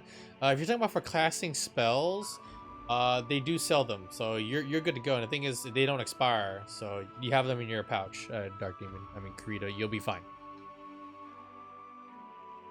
You would like to speak a prayer of guidance for the study team as we begin daring. Okay, so guidance. Okay, got you. You do have work tomorrow, actually. Girl, what you doing awake? Hey, this is what you call dedication, okay, people? She has work. Maru. She is up. That is some balls right there. What problem right do you have? You didn't tell me. Throw a book to her. Alright, so you pray on the open and offer a book. There's no Shrine of Alante here. Yeah. Well, sad to tell you, that has no effect. Especially with the book. But you know what? Let's see what happens if you roll a luck check. So we'll do the command rule in the chat, and then we'll see. This is going to be a higher DC than anything, so we'll see. You wake up in 5 hours? Oh god, ties. Turns. Your read shape, change back, and walks entirely, hitting the books to study. Alright, a elk. Alright, the ledger to Orog. Only let read this. Oh, read. My god. The pun. Anywho. You choose Rider Flame? Gotcha. Alright, so remember, try to keep track of business you can. Alright, you got the Rite of Flame. Okay. Anything else? Alright, so expedition team, you are getting ready to go out. Hell has a makeshift shrine. Every deity expects certain etiquettes. Let's put it that way. So I'm offering you the chance to do a luck check. Remember, guys, just because you pray doesn't automatically mean that they'll always hit you up. Thank you, courier, for the host. And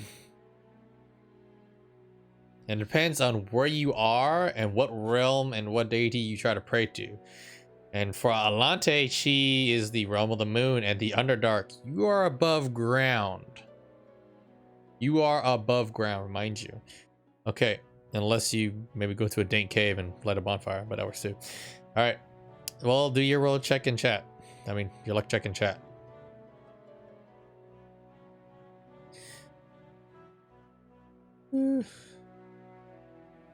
Lol's on. Okay. So, lucky for you guys, but again, only Reed is allowed to read it. So the other person that actually knows Infernal is actually Entante. Unless Reed actually wants to fork over the book.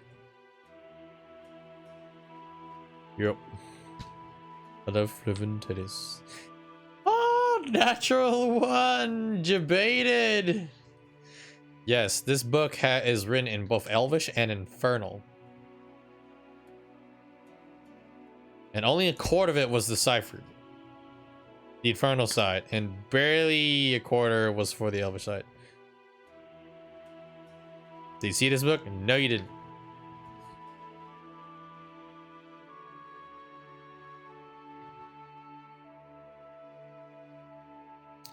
Alright then. So I have right here the paper of who is going out and staying. Alright, so the expedition team, you guys are getting ready to roll out. So you guys are good. Alright, next. Sorry for the whole repeat of that.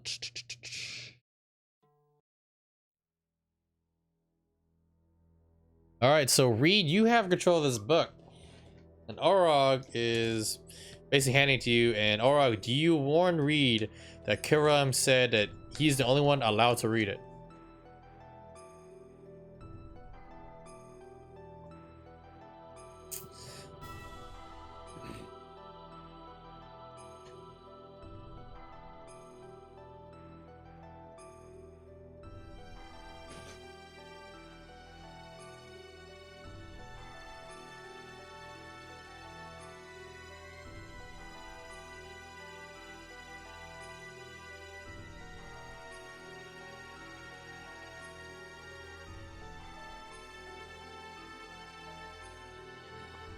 What's up, King Golem? That's right, it's Xena Gears, my man. Young money. Alright.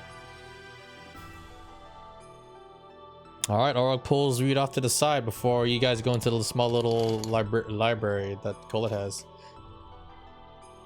English from the background. Let's see, Marina. Let's see.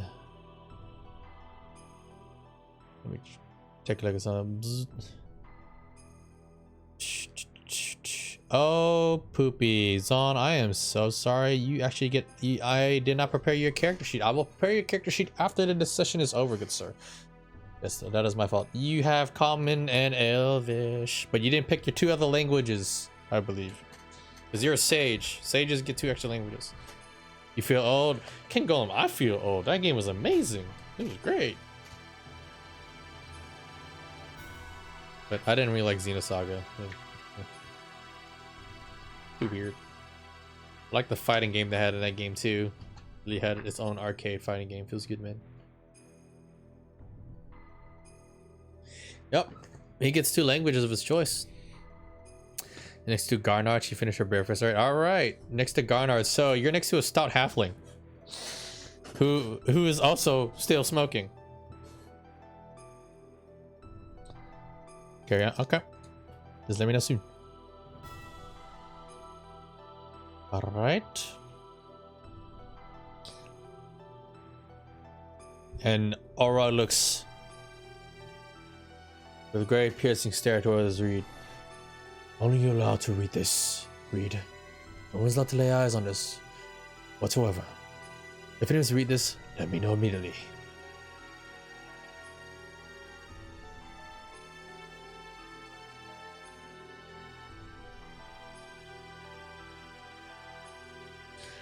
All right.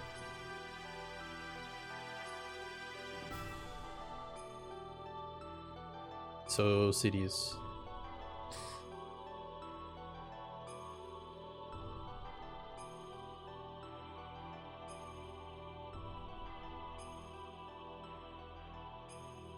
I wonder if Typhon maybe around.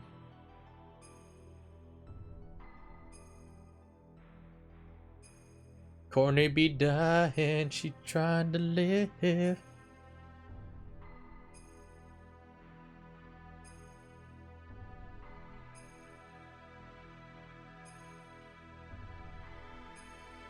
Very fine as it is. Good as it. Alright, Sylvan and Celestial.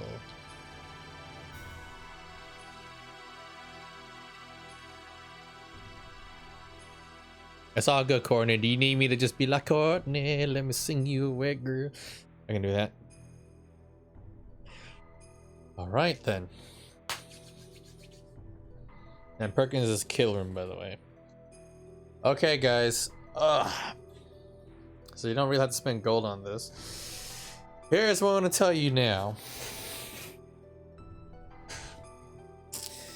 You all can do a group. Well, so you would like to call on your sage background to help with this. Your sage background. Your feet. Right? Okay. Do that. Alright. Well, Courtney, if something happens in this session tonight, you're gonna see some crazy stuff. Like somebody gonna die. I mean, all right, then let's see. Sage background. I mixture of old school. Is think of a Twitch plays D&D King Golem. It's like forum posting except live. Let's see. Recall a piece of lore. If you don't recall it, no information, you often know where and when you can obtain it. Okay.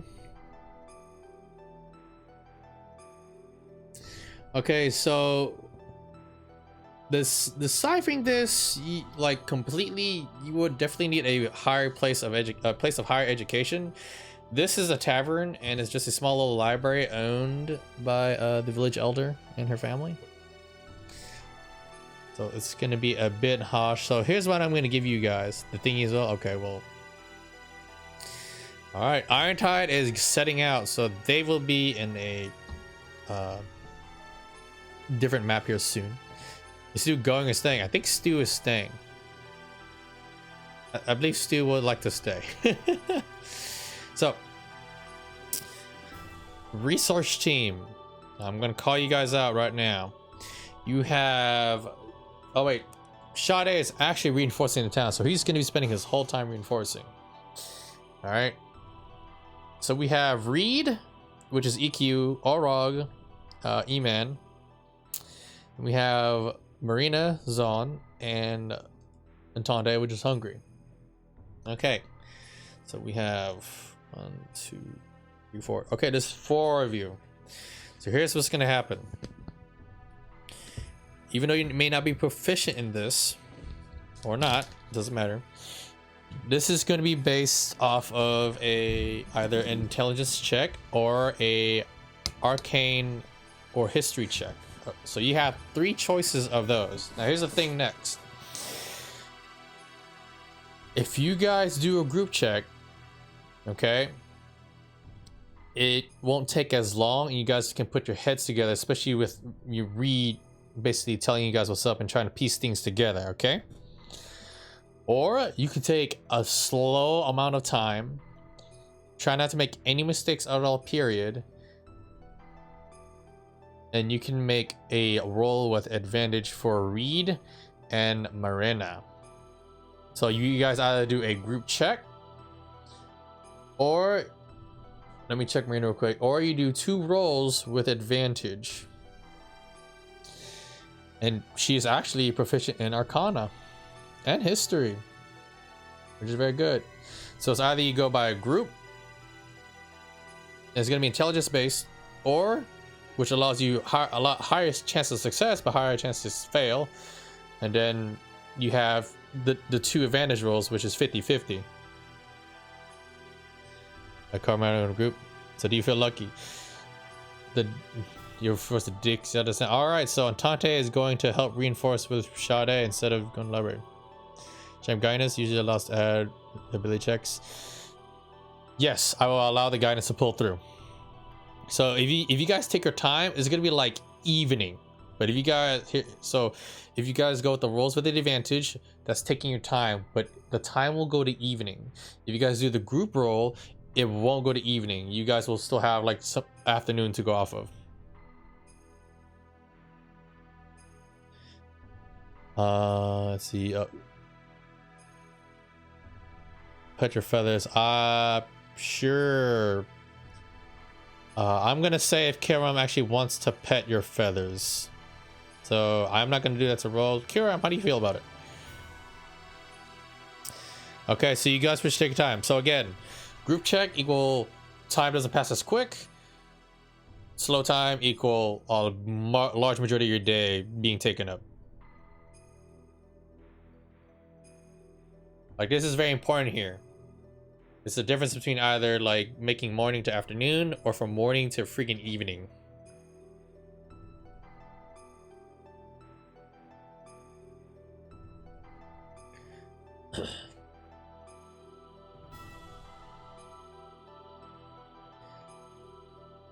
Do you feel lucky, punk?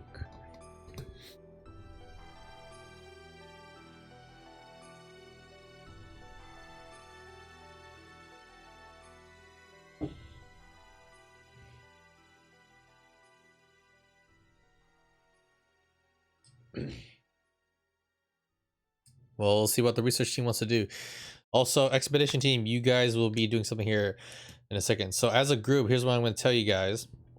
So count from what you know and the bit of the lay of the land and what the elder has shown you. The Gagar, it hides itself conspicuously. And sometimes it's out in the open and no one will ever realize it. There are many different paths. It hides in peril. Or it just hides in solitude. You can pick the path that may be riddled with a bit of danger. You're not too quite sure depending on your survival roll, or you guys can just aid him and you can get advantage, or you guys can do a group survival check. But you must be proficient. And here's the next thing. You can either take your time and get the advantage roll, or you can all do a group check, but time won't pass as fast.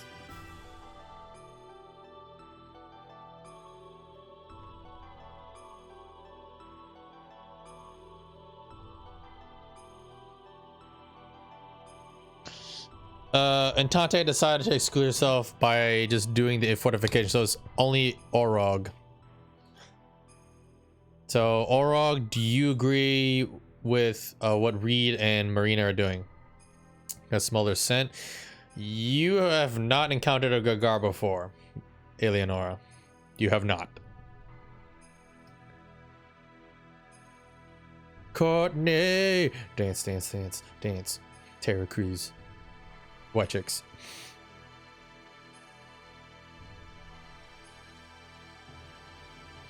Okay, spending the vote. Okay. All right, you two. Here it is. So the research team. Let us see what they find. I'll make sure you're awake, Courtney. All right. So we have Kana. We're gonna have history to move it together. Oh my god. Oh, even with events. Oh wait, the guidance, that's right. So I'll do that for both. Oh. So we have a 10 and a 19. Okay.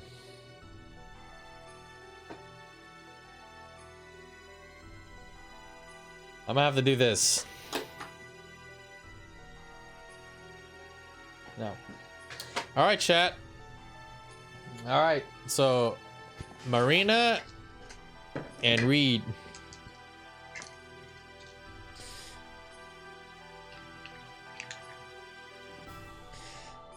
You have your choice. I can show you what I have in my hand, and I'll tell you what they are. Or you can take a chance and pick a number between 1 to 4.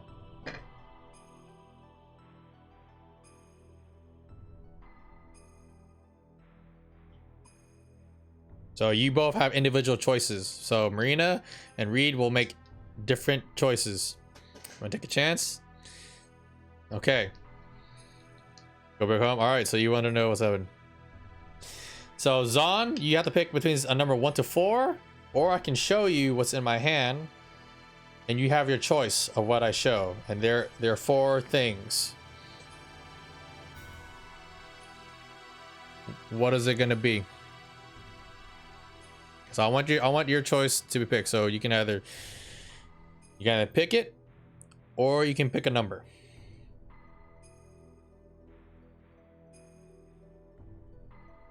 You know what this means?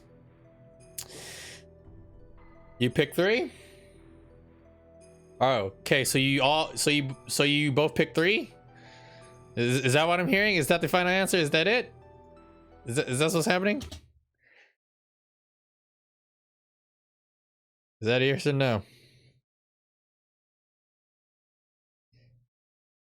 Uh-huh.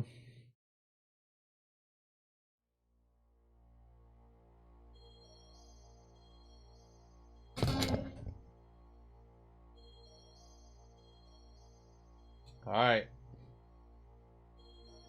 1, 2, 3.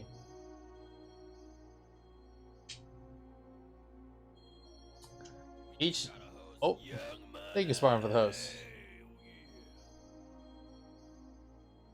Death, life, glory, and fate.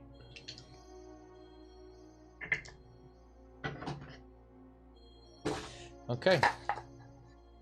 Oh, trust me, this is my own homebrew mechanic. Okay. This is what's gonna happen.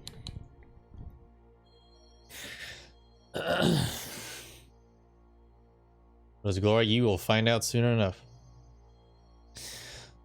So upon his research with the elven text that you found, and it takes you through several hours, you find out that there is some sort of sympathizer, some sort of conspirator, along with Gareth Ironski, who made this new potion called the Lunatre. And not only that, you see someone whose last name is Littlefoot, but there's no first name mentioned. There's also the name of a man called Grugrim. Apparently he's an old adventurer, and whoever is writing this seems to hold him in high regard. Yet on a different passage you can tell in Elven that the handwriting changes, that he wanted Grugrim dead. And aside from that note, there's also a old bastard, a young bastard that needs to be killed. Apparently his name is Orog. And Reed, he's right behind you. Apparently they said Orog may be a loose string.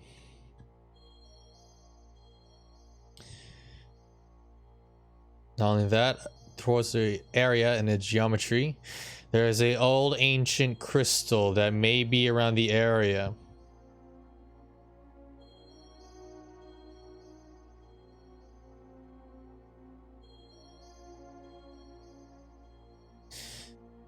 At the last bit of this chapter, you find out a old ancient name. Long ago, when the world was young, there were these ancients called Crusaders. And one of them is named the Enforcer. That's all you know.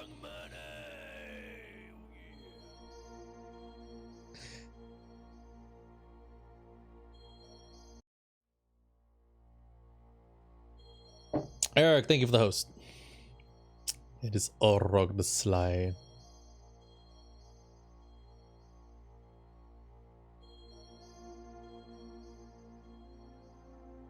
All good, Tice, if you fall asleep. It happens.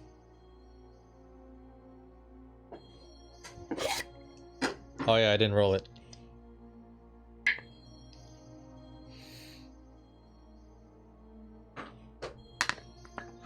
That is a 19.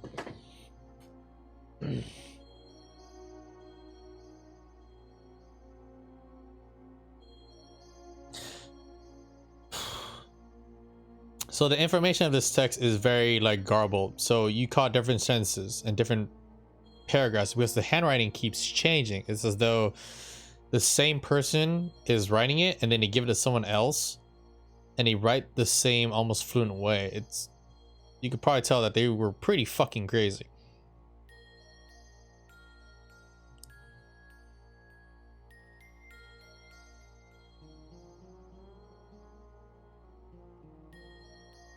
All right, and that is what you guys get to know. Moving on. Da, da, da, da, da, da. Pardon me. All right. Oh wait, we can't do that yet. Okay, guys. So now we have the expedition team.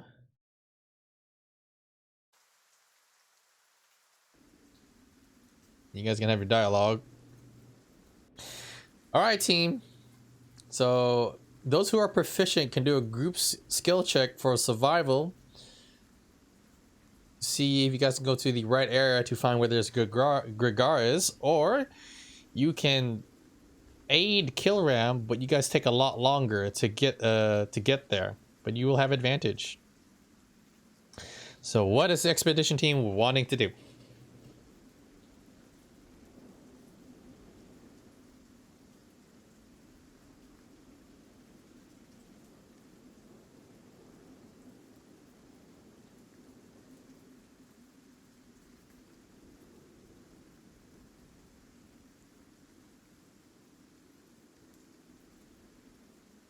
All right, so do you guys, all right, so you do the aid. Well, my question is this. I will give you guys, the party, a choice. Do you want to do a group roll? It will be done quicker and you'll get there quicker. Or do you want to do a roll with advantage with Killram, who's leading the party, but it will take longer?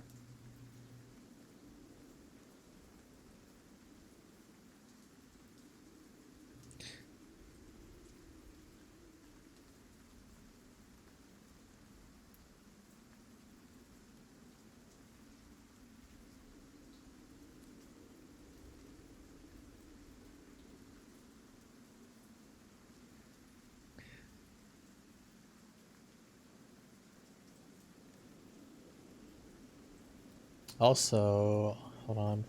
Reed, do you show Alrog the book by chance?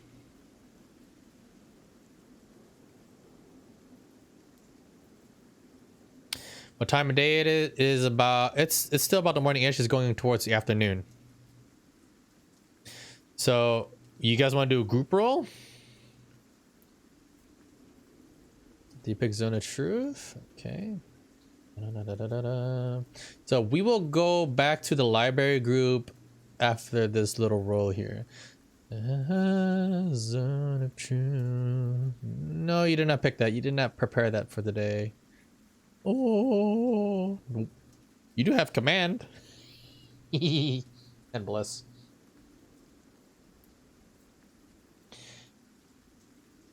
Okay, so group roll or advantage roll?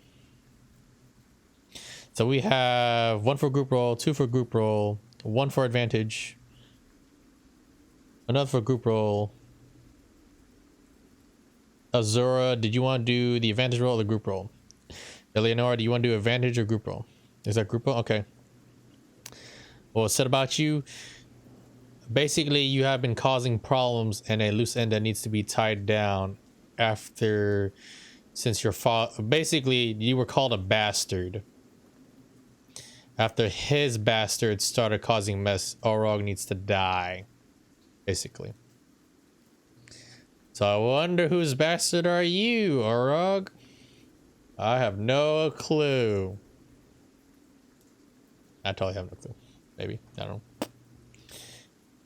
Group roll? Group roll? Okay, looks like group roll. So we have... Let's see if Aaron may know it. Does not have survival, so the group roll will go only towards proficiency, guys. Just letting you know that now. I'm pretty sure Azura doesn't have it. Let's see, Garnard, he may have it. Yes, he does. Conrad Chamberlain. We just got a host, Young Money. Yep. Yo, for real, thank you for the host, dude. What's happening? We're just doing some Twitch plays, D&D stuff. So we have that. Elysia, I'm pretty sure she doesn't. I'm inclined to say yep. So we have Carito. Oh, Killeram, he definitely has it. So we're gonna do that. So it's gonna be a bit of rolls. Give me some time, people. Carito does not have survival, but he will try to help as best as he can. Osborne, no. Okay, that's about it. Wow. Okay. So we have 3 people who are proficient in it. All right. All right. You guys are trying to track some. Thank you guys for the host. I appreciate it. And Killrab. Oh. And Eleonora. Oh. And Garnard. Oh. Oh boy. Okay. That's a nat 1. All right. You got a 19 and a 10. Okay. Let me check something here. I need to see what I put the DC as. That's somewhere.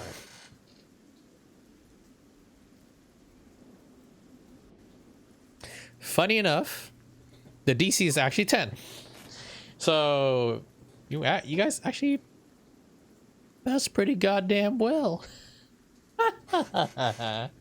Ah, okay then.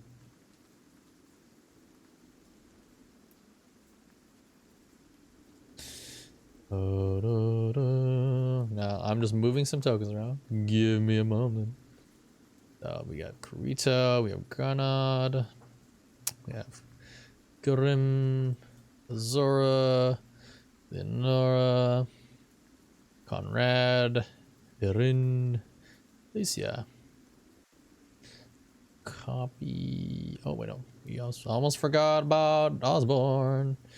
Come on, guys. I'm trying to do this so you guys don't get, too messed up. Hope everyone's having a good time. Good time. Let me just move around here. Ooh.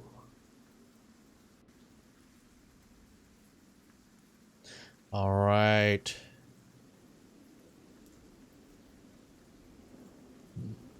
Oof. Pardon me. That was pretty volatile right there. Apparently, a roll20 is being a nuisance. Give me a moment. It will be fixed.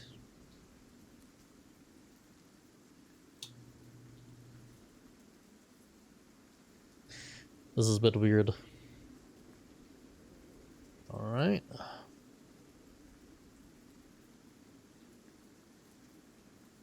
Feel like I'm missing something here. Yep. All right, so I would like to do this real quick. All right. Woo. So as you guys make your way, you manage to find a cave and hurry scuttle in to get away from its harsh weather.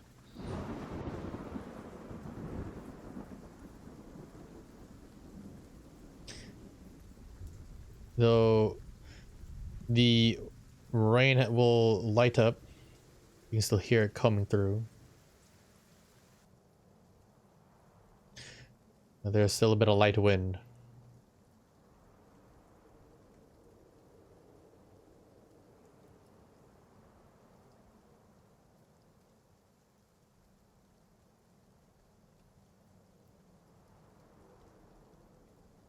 All right.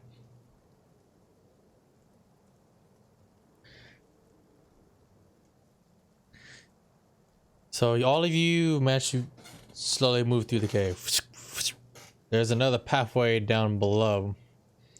There's a lot of foliage, a few pillars, small little reservoir of water down below. That's a lot of player tiles. The expedition team. Don't worry, I got it solved.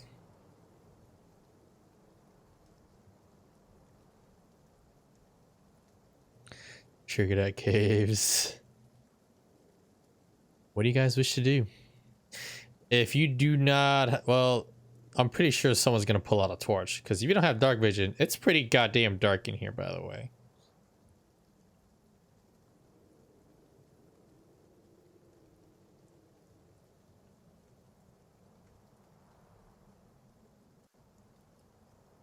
Freaking coordinate the memories. You want to move 20 feet? Okay.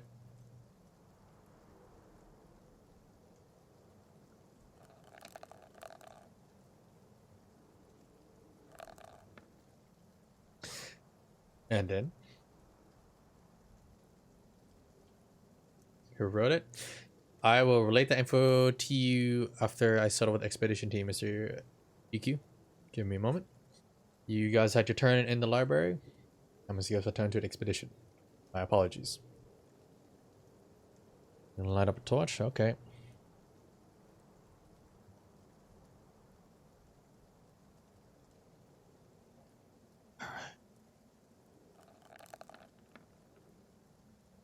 And I was about to roll a 1.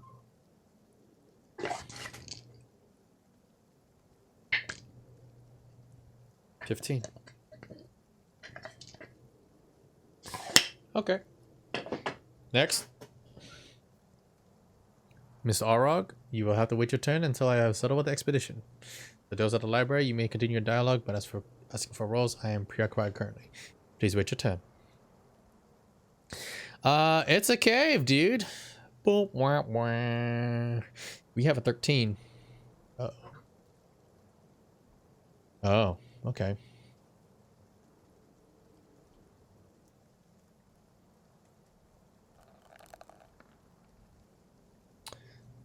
Okay. We just got a hose. Young money. Hey, Frags, how's it going, buddy? This cave is like 20 feet high, so you could just lift up and hover. There's not much to fly on about. Well, this part of the cave, anyway. For Zora, I will only allow 2 perception checks. But if you call for it, I will roll it for you, unless you want someone else to do it. Let's have no frags. Same for the future. That's fairly funny, man. I'm just reiterating that beforehand. But remember, I will forget, so you'll have to remind me later on. So for you guys group, only 2 skill checks are allowed. So if you guys don't want to do a roll, best plan to see who wants to do it. Manus table. The trauma and manus table actually exists in this game, and insanity points. I want to let you guys know that right now. So depending what you see, encounter, or fight can do something to you. Okay. So perception.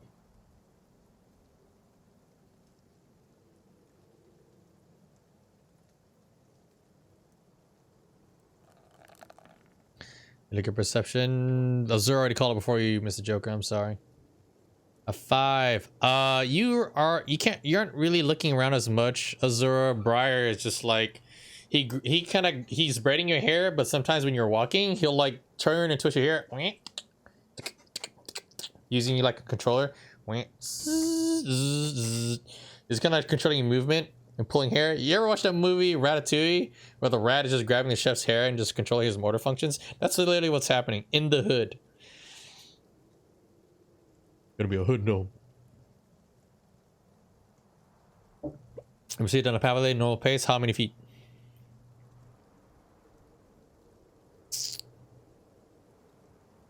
So from where you're at, let me see.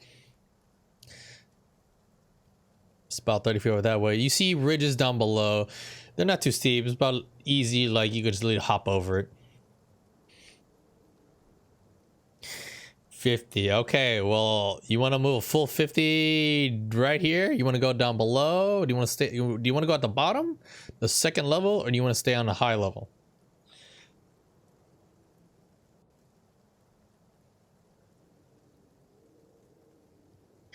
The best dark vision. Oh yeah, that's right. You're a friggin' drow.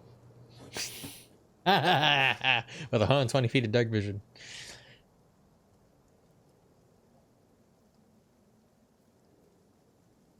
So Briar is preoccupied with just playing around with you at this point. It's up to you guys. You want to keep... Oh, Eleanor is still smoking. They do not have advantage. They just see hella goddamn far. Okay. Alicia draws her bow.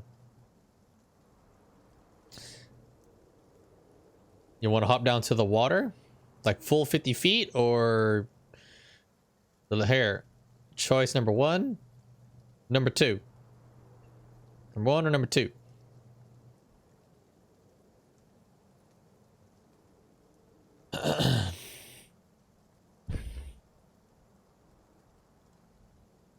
Well, the thing is, for the role for the research team, you translated a lot, but it's in garbles, so it's not fully translated. You translated a bunch. It's just not as coherent as you would like.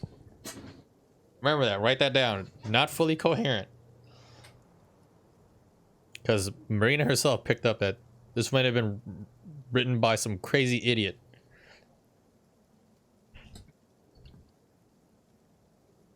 Top path. Okay. So right around here. You sleepy, Courtney? I feel you.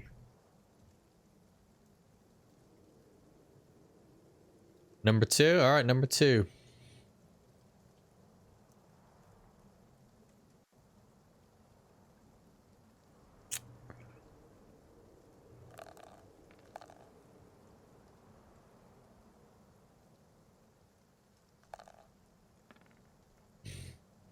Okay, what next?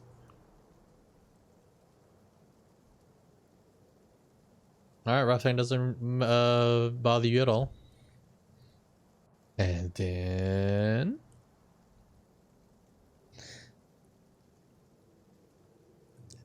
Courtney. I gotta tell you something.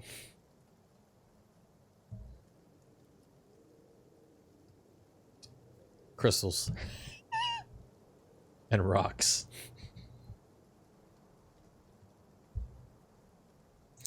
Cause staying next to Conrad. All right, next to Conrad. Alicia has her weapon out, and Osborne's right around here. Eleonora just smoking, chilling. Azura's right over here. I think Ty's probably fell asleep, so Garnard's right over here. And Karuto, you're right on this side, Mr. Dark Demon. If you should do anything. Can you see at all? You are... Hold on. You are half elf. You do have dark vision. Yes, you do have dark vision, so you can see.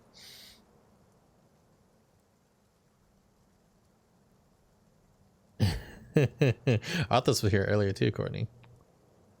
There's anything weird around you? Rocks that are not rocks. Water that is water. Like, that would be investigation. Well, I'm gonna rule that as investigation. And since no one's down there with you to look about, it looks like they're just keeping the senses about.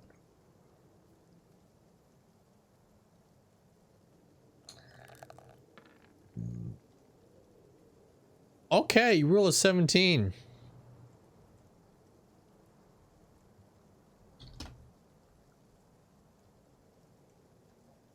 Hold on, let me take a look real quick.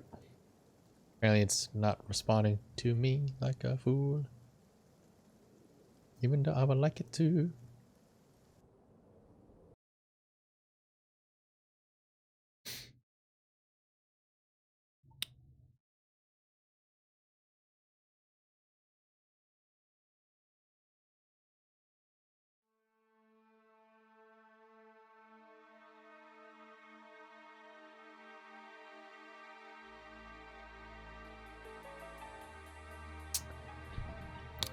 you hear and see at the corner of your eye something moving down further.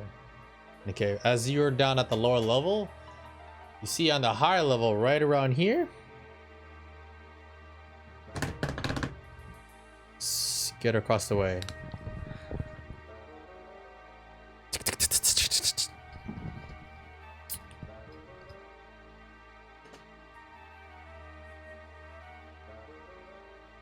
What do you want to do?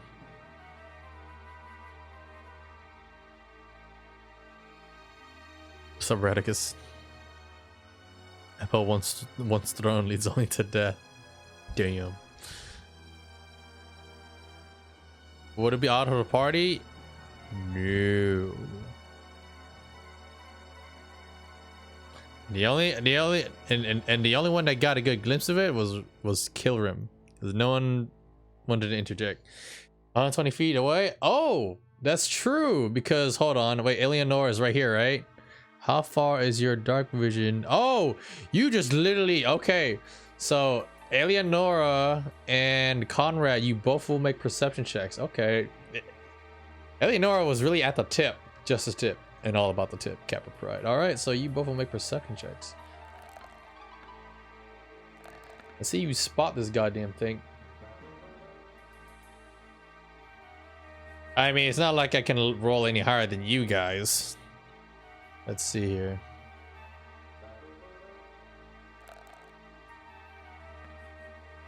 I rest my case.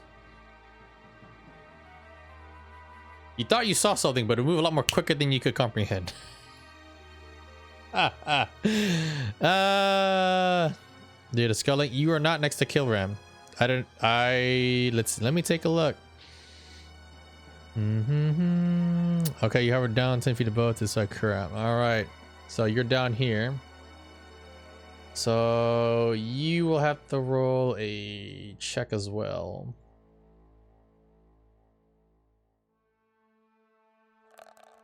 You're a Tanrian, so you have a level. No.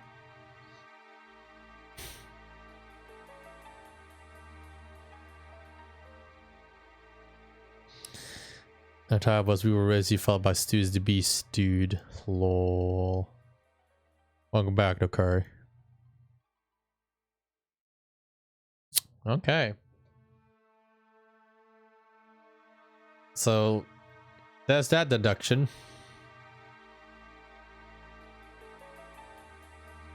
All right, so all of you saw Kilram just go shh, and he starts moving. You guys follow after him? What are you guys doing?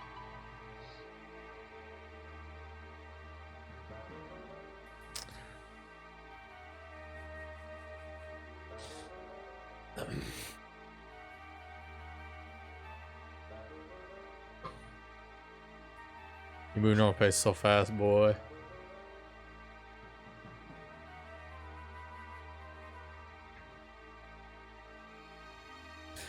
And draw your bow. All right, you move close to Kiram and draw your bow. You can say anything at any given moment, Dark Demon. There's no combat going on, good sir. You're perfectly fine, my friend. All right, Eleanor puffs out the pipe and felt. Wait, you were smoking. That's right.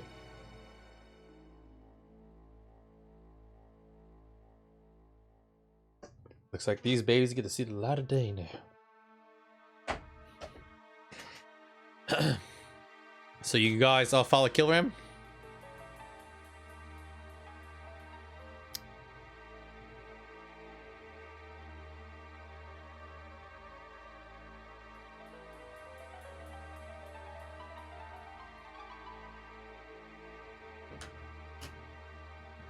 Well, it'll be, what's the marching order? This path is hecka narrow. Who's going where? That's a better question. Can you do a roll to see if you saw anything? Sure. You know what? I'll give you that last respite. I will give you that last respite. Let us see if Karita Ferran. You know, you've been having some shitty rolls, so you know what? Let's see if you can come through and help out your team. You rolled a 15. That did not beat a 21, I'm sorry.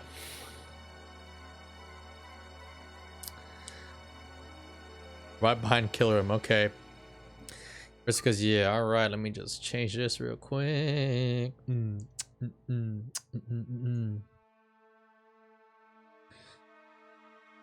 All right.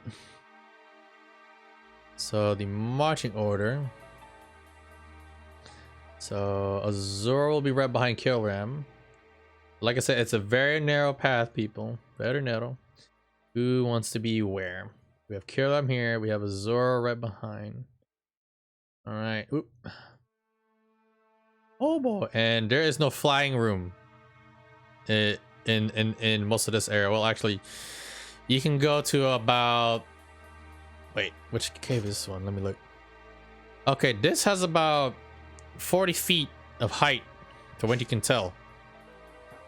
Maybe third, okay. So if you want to go about like 40, 50, 60 feet up in air, you can.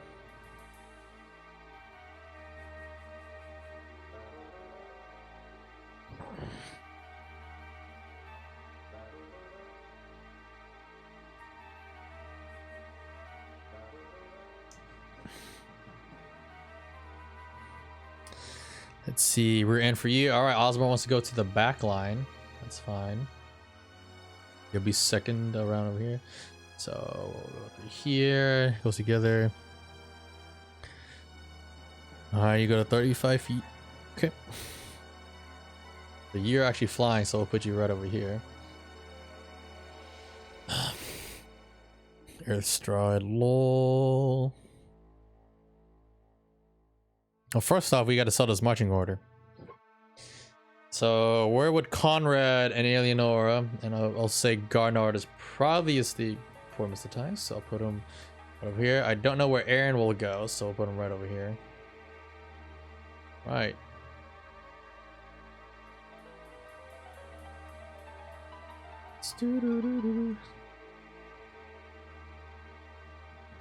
She raised an Eldritch Blast. Okay. Okay, hype trailer. All right. Is this marching order okay for you guys? You're right next to Kyron. You're fine.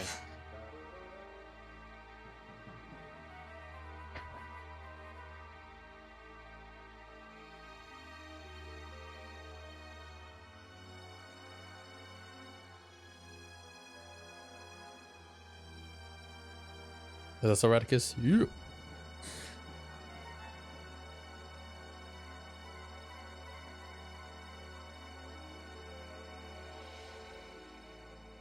All right.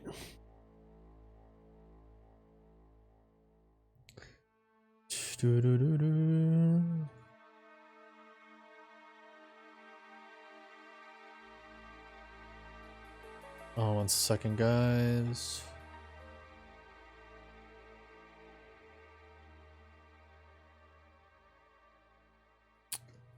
Sure thing, but first I gotta do a few things. Okay, ladies and gentlemen, this is gonna be a lot more different than anything. Okay, this might be a bit something different. See what happens. Oh shit!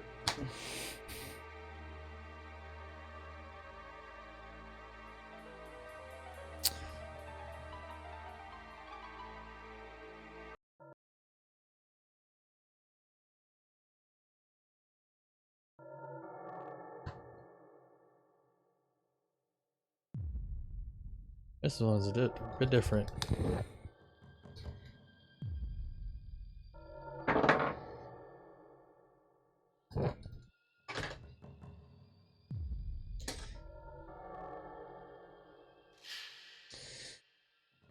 And ladies and gentlemen, we'll be right back after this little break. Gotta use the restroom.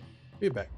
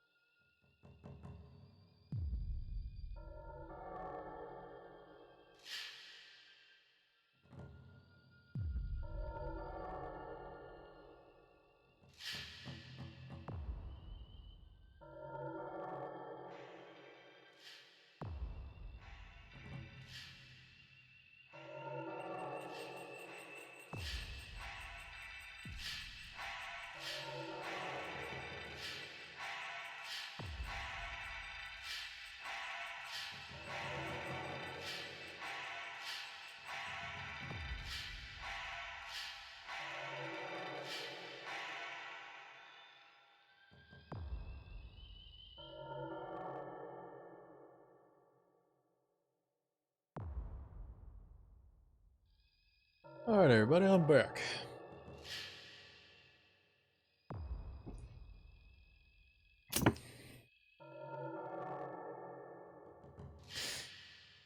Alright. Everyone say hello, everything all cool and copacetic? Everything's all good.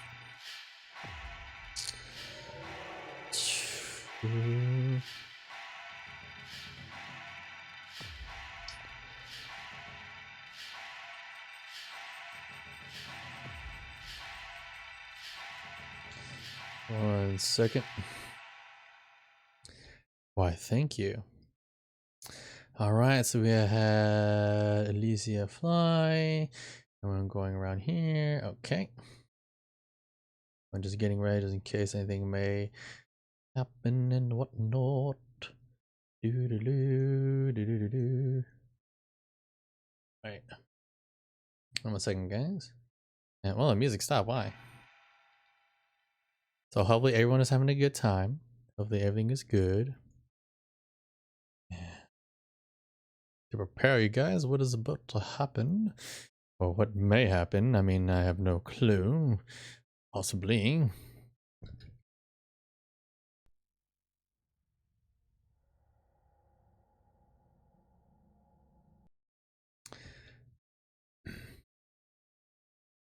Here we go.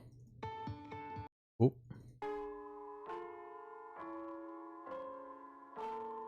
You got to remember that yourself after that. I'm not going to remember everything.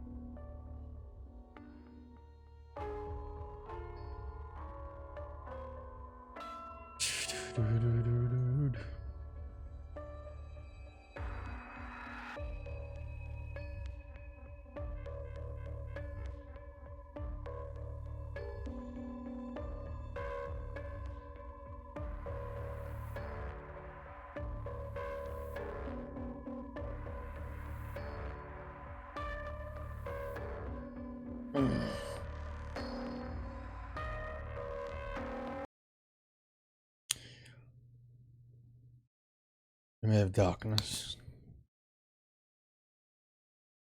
There are things that can creep along the way. It can cause you harm. And then it can do great effects. Before I do anything, okay, I'm gonna take a look at everyone's passive perception for this. We have 12. Aaron, and for Azura, we have 11. That's not enough. Conrad, 18. Oh, Eleonora, no. Kilrim, no. Let's see, who else am I missing? Osborne, nope. Let's see if Garnar could do anything. No, he can't.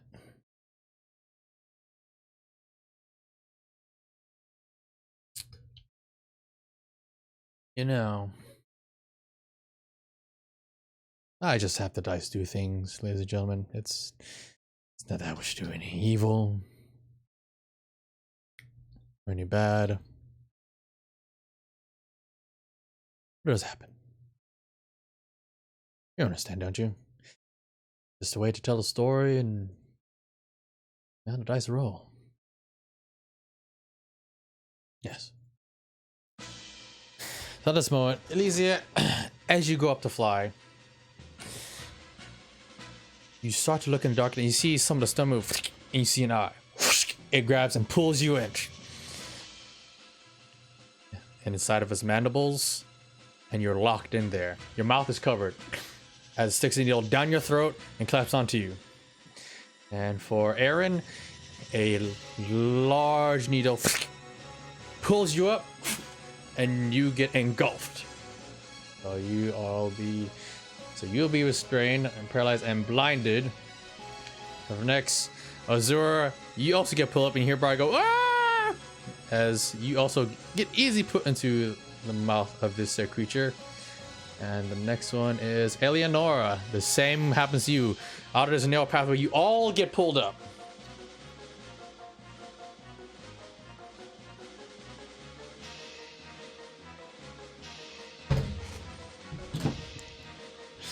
Well,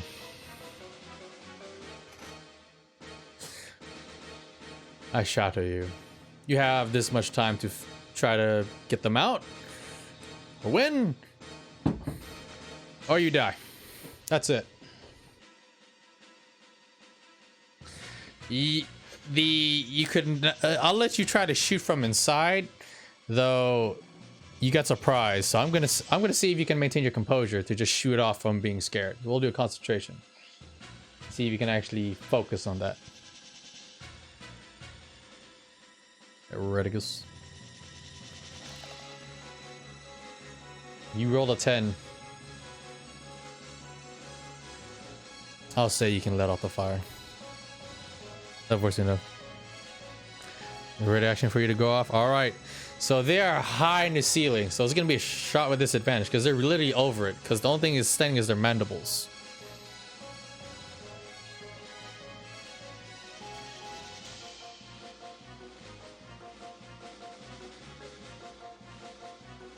So for Conrad, let's see. You want to take a shot with your gun, right?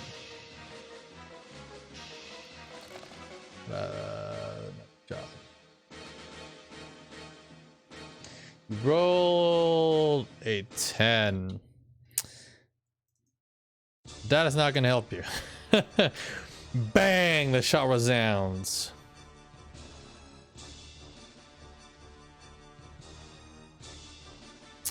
So what I'm going to do is these guys.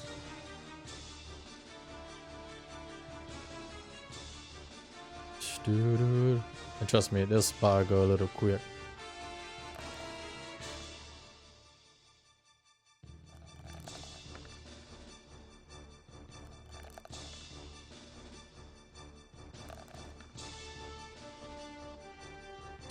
All right, I know this may take a bit of time, but don't worry, I got you guys. I got you guys. It's initiative. So Arian, you have a 1 to your initiative. Who's a bad man? And Osborne, put him up here. Trust me, it may seem like it may take a long time, but after I set this up, it goes by a lot more quicker. Trust me. See which one took Elisa. Elisa flew up high into dark. You saw her where she went, so you know the general direction. But the place is literally like a 30-foot climb if you want to get up there. And we have Eleonora. Yeah, her shit will show up. She has no dex bonus. Sorry. And then Garnot, I'll be playing him +2 from archery. That's still not enough to hit him. But thank you for telling me that, though. So now we know. So sometimes you'll see some stats people, sometimes you won't. Just letting you know that right now. Damn, he gets a fucking 4. Jesus, man. Let's look at Elysia. I'm gonna have to write these down on a paper. I did not prepare. Hey, that's a natural 20. Oh, Elysia has a 4. That's pretty damn good.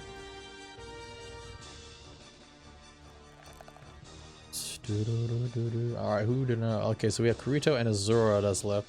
I believe Azura may have a 1, I think, to hers. Yes, she does. Good thing I remember that really damn well. And then we have Mr. Kirito. I'm pretty sure he's got a 3.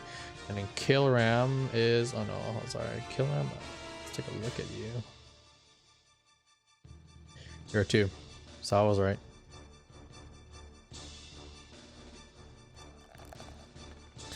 All right. Sorry if it takes so long, guy. You can see the eye with this commander word stop. No, you cannot, because it passed its stealth check and your passive perception is not strong enough. So no.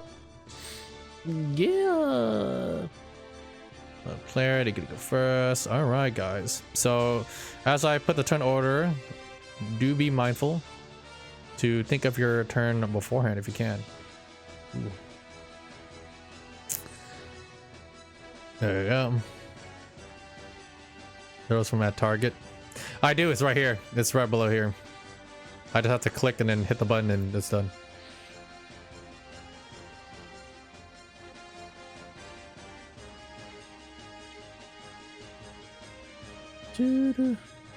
You are paralyzed, blinded, and restrained. Initiative. I thought I put you on there.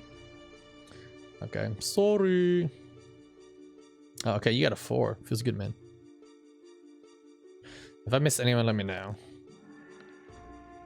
Oh, you got a 17. Yep. It's just I clicked the thing and boom, done. I should order. Yeah, I got you. We'll do it now. So this is what y'all's turn order looks like. So you have Garnard. Let's see if he can actually climb. To see if he can go help out Eleonora. Alright, let's hope for a good roll. You cannot move. You are restrained and blinded. I mean, you can try to fight. You can try to like sock him in the face or take out your weapon and just try to swing, but it'll be a disadvantage. But you can try to do a strength check to break out of the hole. That'll take your action.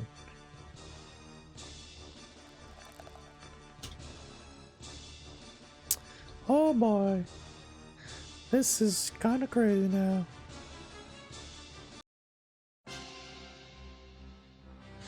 So he rolled a crit, natural 20, so he goes up. Wham. I'll count that as his movement, and he's going to try to free Eleanor. He's probably going to destroy this thing, actually. Funny enough.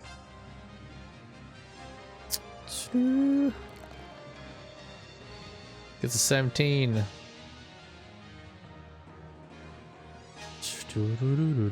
11 damage.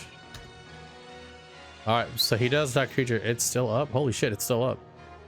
That's what he can do for a turn. Osborne, what would you wish to do? So next upcoming after Osborne is Elysia, Conrad, Aaron, Eleonora, Azura, Kilram, and Kurito.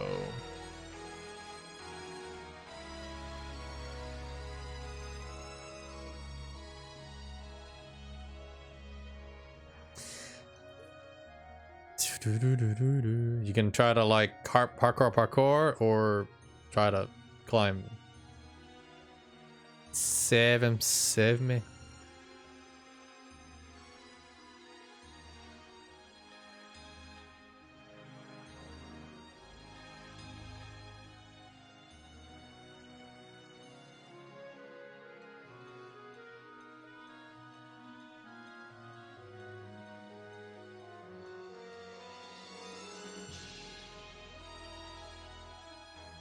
And a parkour. All right, this is gonna be tough. Your mouth is covered. Like you're literally like about to be in its mandibles. Like on its next turn, it's gonna try to basically eat you whole, and gonna try to use its acidic digestive juices to basically melt you down. That's its plan anyway.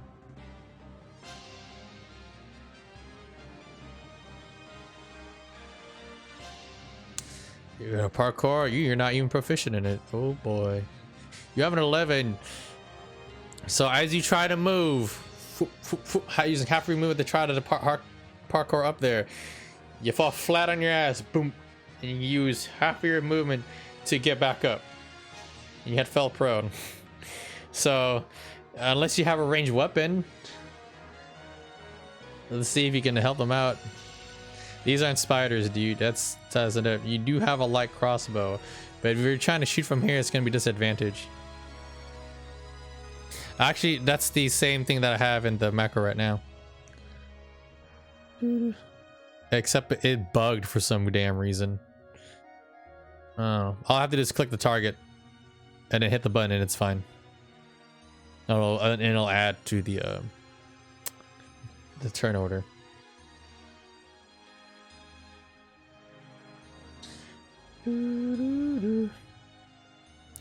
So what will it be?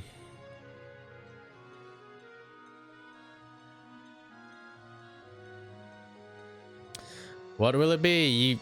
You can either try to shoot it. Okay.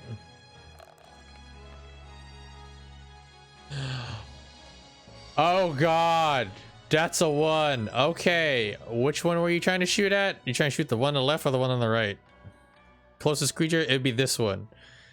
You shoot Aaron in the fucking face. Well, in his ass. So he takes 8 damage.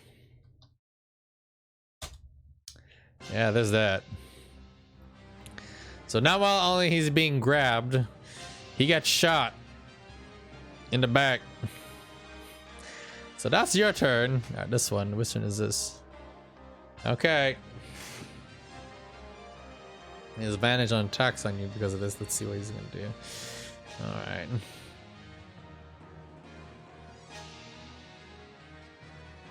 Get the higher roll. So that is a 16 on you. Is that your armor class? No, it's trying to basically shovel you even further into its mandibles. But you're able to resist it, so it doesn't go through. Fair enough. So I was trying to get another like limb to try to pull you in, Elysia. Alright, Elysia, if you want to break out, you gotta do a strength check or a dexterity check, your choice. What's it gonna be? That will be your action. You have a go in, Curry.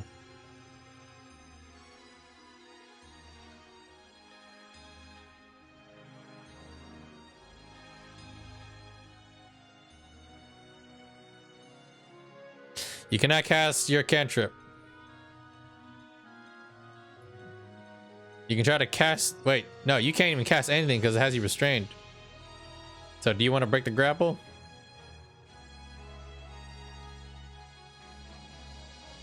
And you won't be able to flop back either, to be honest, unless, well, actually, you could if you wanted.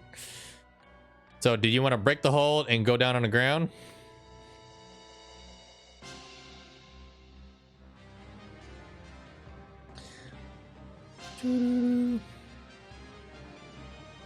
Okay, so dexterity. You rolled a 14. As you try to nudge way back further, it just, one of the mandibles, as soon as you start to squirm out, it grabs hold of you and pulls you back in. You do not break the grapple. You don't break the hold. Try to break the grapple and fail. If you fail, you just get stuck. All right, Conrad, it's your turn. All right. So Aaron, your turn will be soon. Eleanor, your turn will be soon, and then Azora.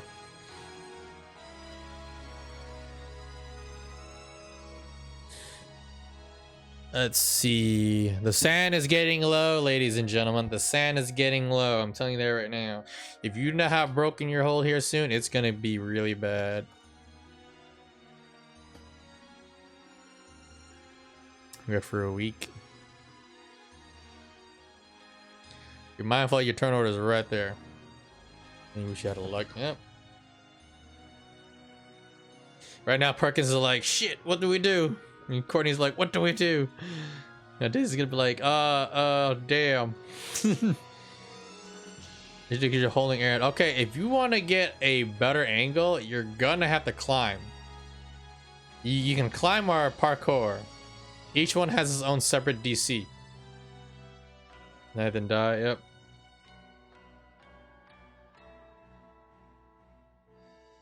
Go team. Yes, definitely she does have things to beat it, but yeah.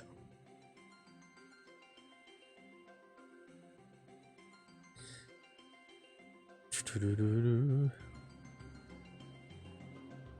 want a parkour? Alright. Acrobatics. Roll 21. So using your movement, tap, tap, tap. Whoosh. You basically go from the side. Using what great movement you have, especially as limber as a monkey you are, and also as a great fighter. You're right at top where Aaron and Elysia are, being grappled and restrained, and across the way you can ever see Garnard engaging combat, and you see Eleanor about to be swallowed, and same thing for the little gnome that's about to be in some deep, deep, deep trouble.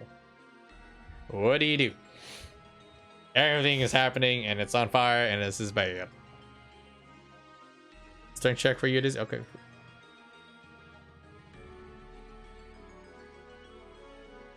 We'll fill you up. Yelling is all you have to do. Yeah, Redicus.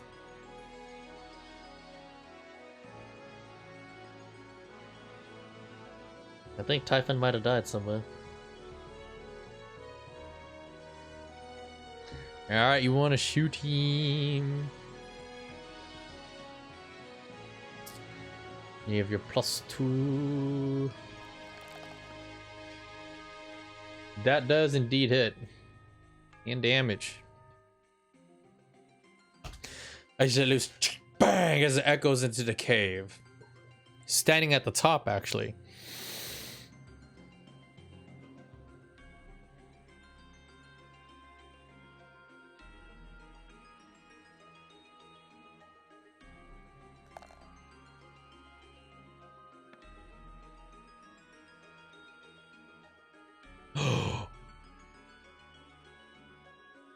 Okay, that's as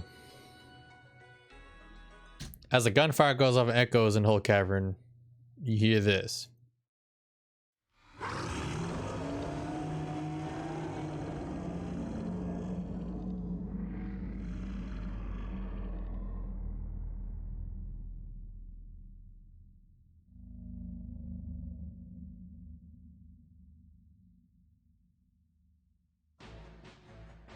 Things are gotten a little dire now.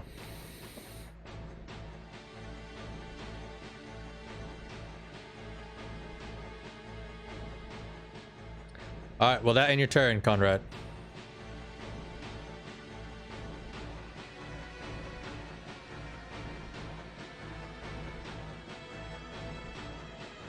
Matt Damon.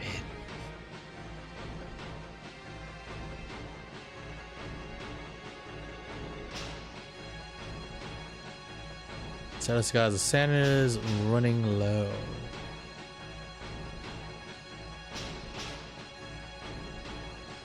Your bonus unarmed?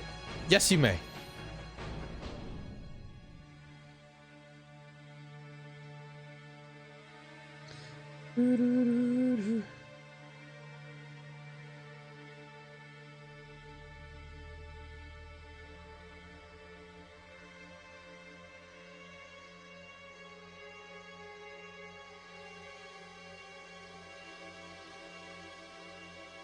Let's see. Oh, I didn't put the unarmed thing, so we'll do finesse. Woo. Let's see what we can do. Boyum. So you hit it. Oh no! So as you try to go over and help out Aaron after you shoot the gun, you run over, try to kick it. Bah! The blow doesn't seem to puncture or do any shaking damage to it. You have no idea what these are. Maybe afterward.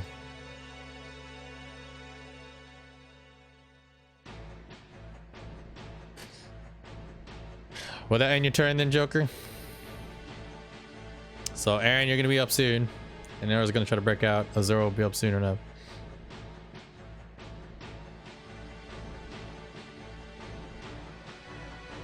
Because of the way. Motherfucking Bruce Campbell. Alright, this one. Okay.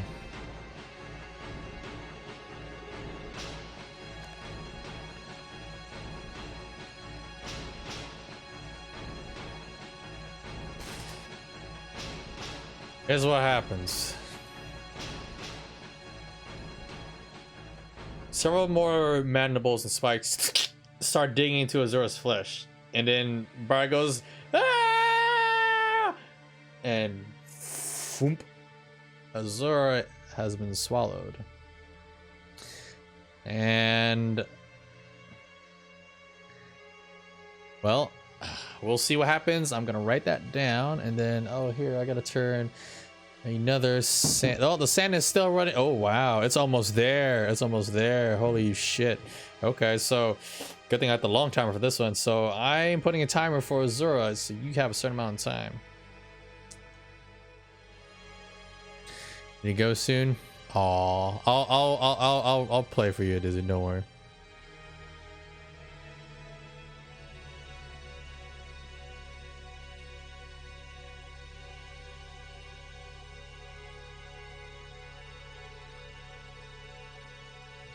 I'm gonna break the grapple. Okay.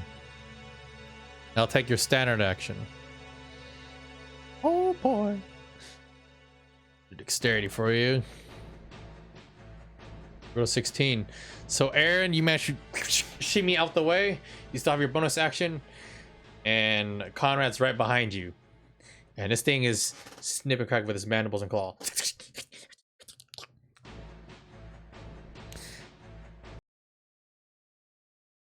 And let me see. Here we go. Kind of Krillin. Oh god.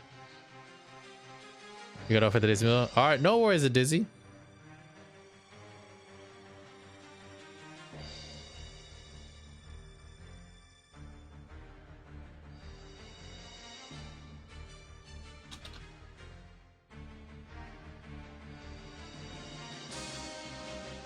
And grip on walls. Is that a... I had to see, is that an action? Let me take a look. I'm pretty sure that's an action, not a bonus action.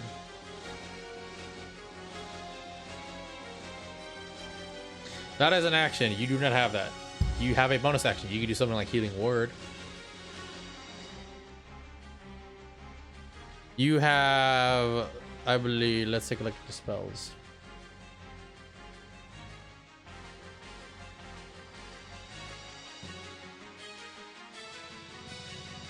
Spells, Earthbind, Tremor, Thunderwave, Crit Sword, Guiding Bolt, Cure Wounds. Oh, you don't even have Healing Word, dude. Oh, damn. No, you can't do shit. You don't have anything, good sir.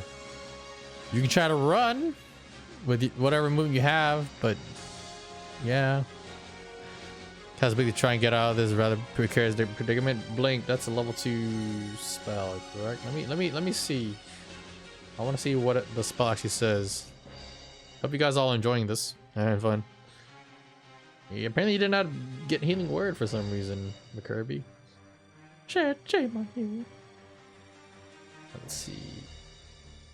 You have Pact of the Fiend Patron. No, you're the Archfey. I apologize.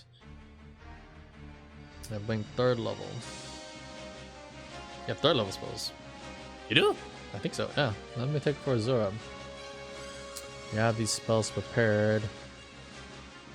But you're level 5. Do you get at this time? I don't think you do. I don't think you do. No. I'm gonna look at the book here real quick. Oh. What spellcasters are studying right now? Yes. Are you enjoying yourself, EQ, everybody? Oh, hope you are. Eaten by bugs. These aren't exactly bugs. Good guess, though. Take a look. Let's see. Archfey. Spell level. Once you have access to 3rd level spells, does she have access to 3rd level spells? Yes, she does. Yes, she does. That's still fun to watch. All right. Blink. You vanish from your current plane of existence and appear in the ethereal plane. On a roll of 11 or higher, you vanish. Oh, okay. The casting was 0. Okay, so you got to roll 11 or higher to blink. That's not your next turn when the spell ends if you're on ethereal plane. It's a duration of 1 minute. If no space available from the destination, you pin this unoccupied space. Okay. Yes, but it's going to be a random ass roll.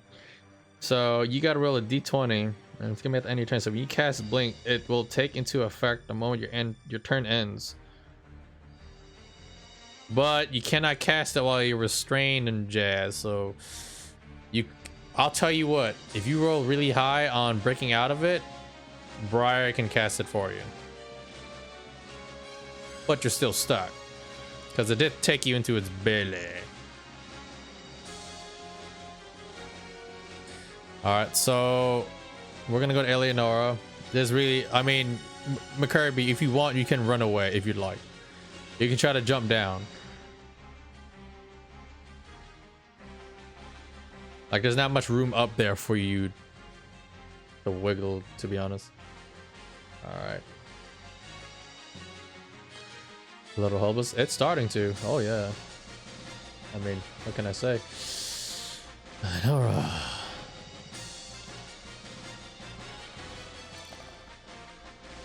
And Eleanor fails. Alright, Azura.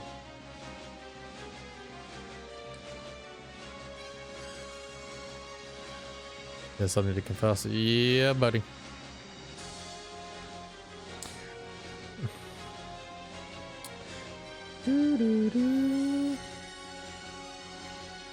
You want to play? Alright, so Azura, I'm gonna say with Briar will make the DC a lot more less heavier on your butt.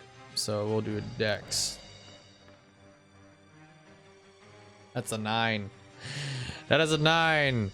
So you yourself can't get out, but Briar, he acts on your turn. So he will cast Blink for you. Okay, Courtney, you gotta roll in chat. That's a flat D20.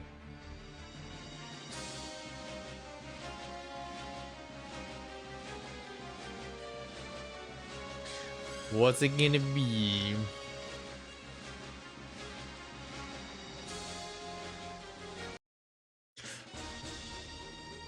You do not escape. Oh boy. All right, after breaking out of the grass, this one is gonna try and attack Aaron again.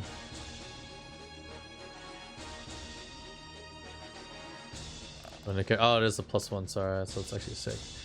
So actually 14, what do you have? Okay then. I'm gonna look over here real quick. So it has a stinger.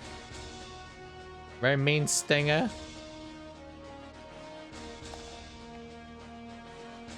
Has 8 damage.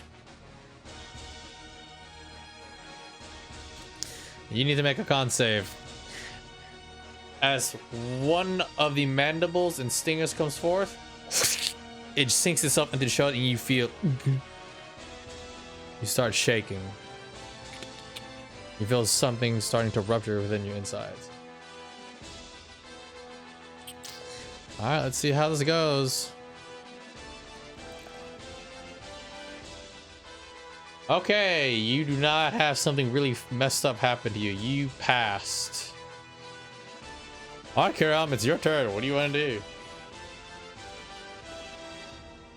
Give Aaron aid? No. Not unless you said it beforehand.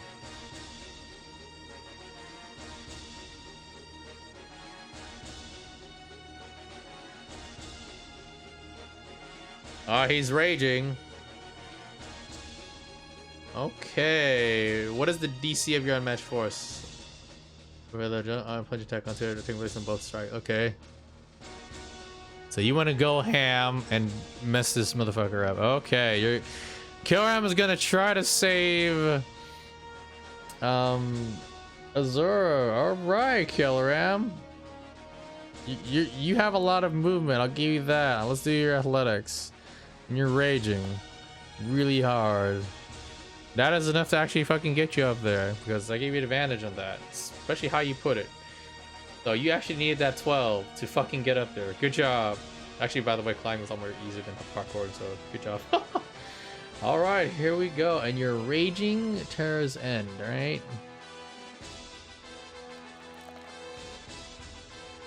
Goodbye.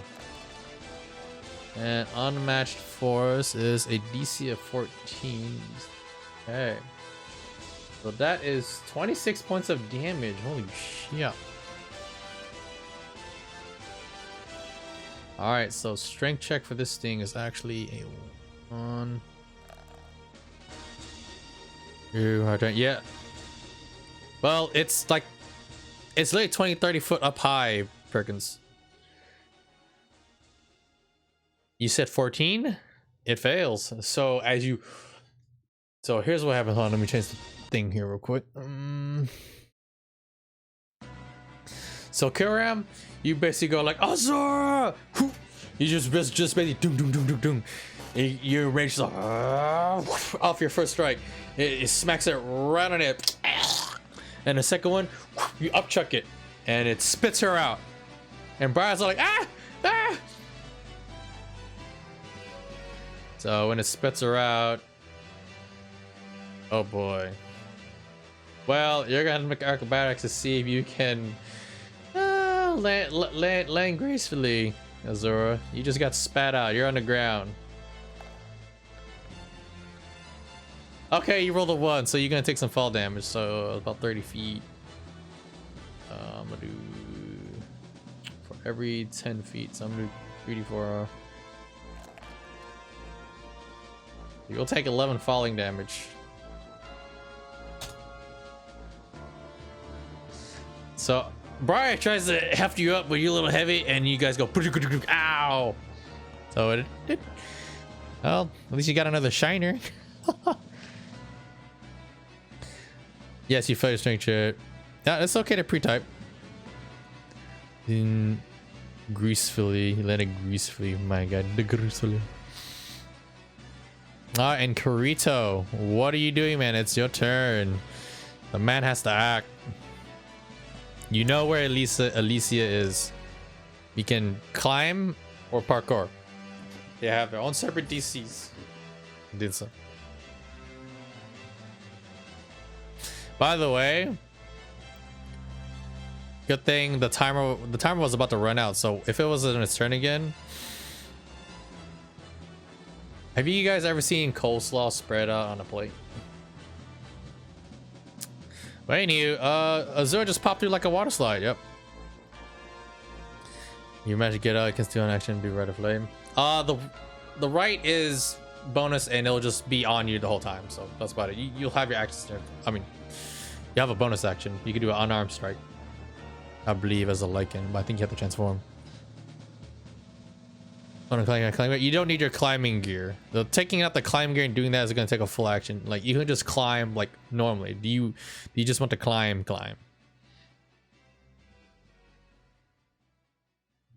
Strong E-man. Gonna be up soon. This one is gonna be up soon. Just climb. All right, you climb up. Boom. You see Alicia being assaulted by this crustacean-like creature. It almost seems like a spider or an insect, but you're not too sure.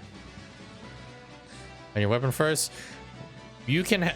I'll do you a favor. You can have it applied already as you are traveling. Fair enough.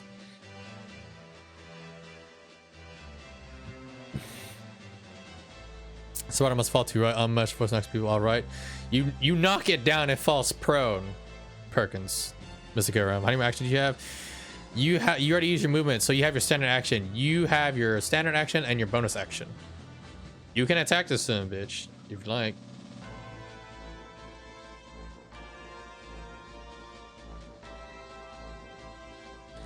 So Alicia, you're pretty much just like right there with it.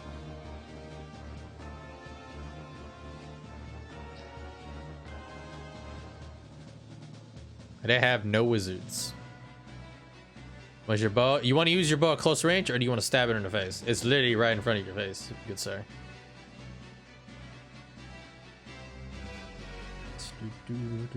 You have a rapier and your dagger.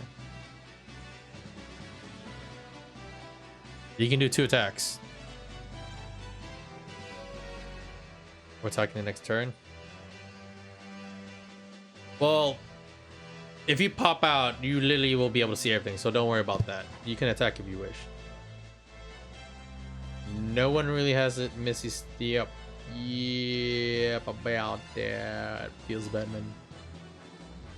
But they do have Blink. Yes.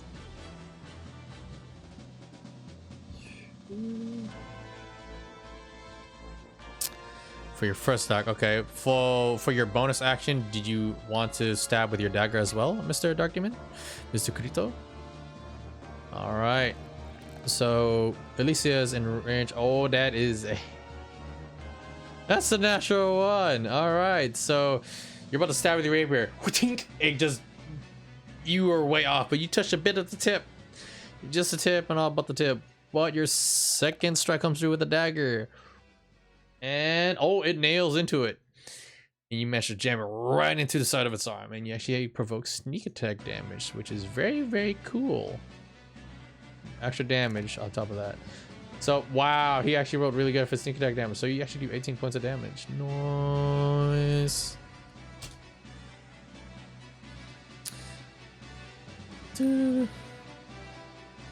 Alright, this one. Okay, it's gonna attack Eleonora.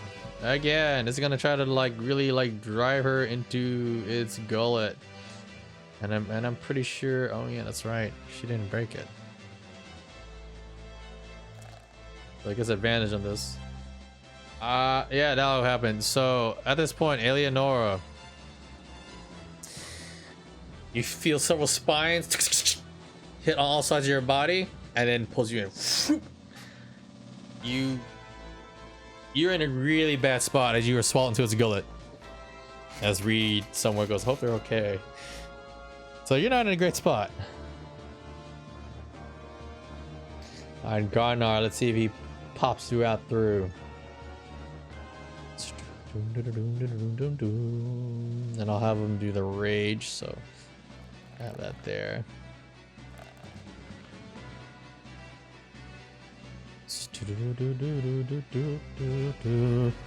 Alright, so the first one will miss, but the second one hits, so it's 12 damage.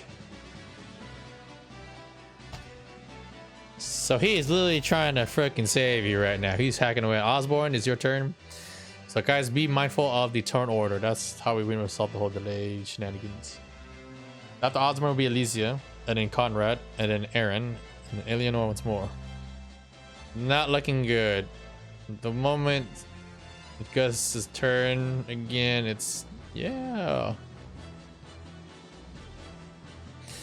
Booty booty booty booty booty. And Kirita goes, Alicia! Prepare sword for the attack into the creature's face. Alright, let's see if you can. Alright, Osborne.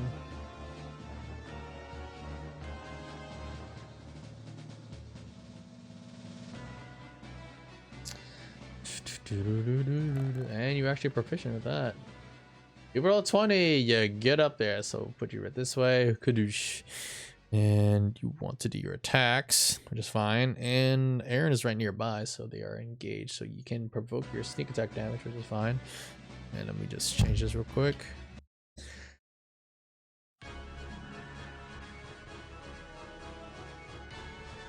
Things are getting real now.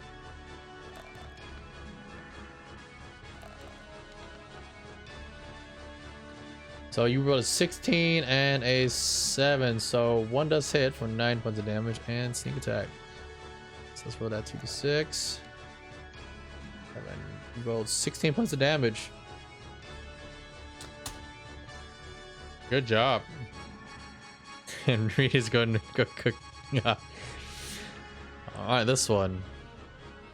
Okay, it does not want Alicia to go the fuck away. It is going to try to get her again. The hell is it? I don't know. I'll fix it appropriately this time. He's gonna make another attack on her. 18, does that get you? Yes. Yes, it does. As it hits you with the stinger for 9 points of damage. Alright, con save.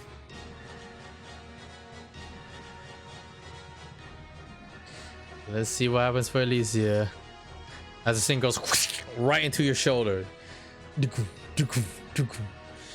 start feeling something odd going with your body and you try to push it off. You don't feel good. You're starting to feel very slow and sluggish. A hearty breakfast.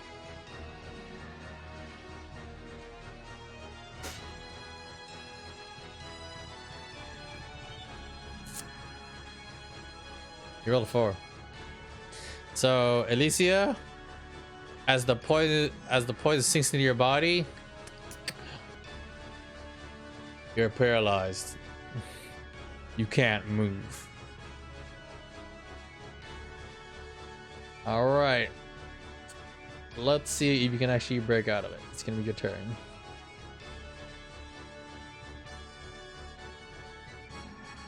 Well, I award XP depending what is community, what do you guys say? And okay, so your action and turn will be to break the poison. You pass. So you shoveled up, and then you managed to shake it off this time. And Conrad, it's your turn.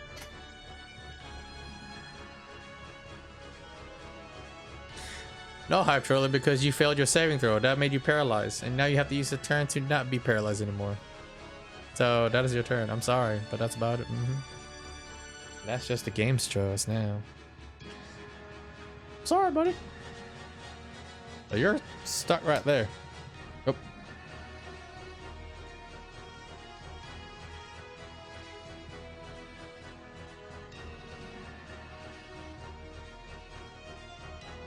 Yeah, Kirby, your character's a dude.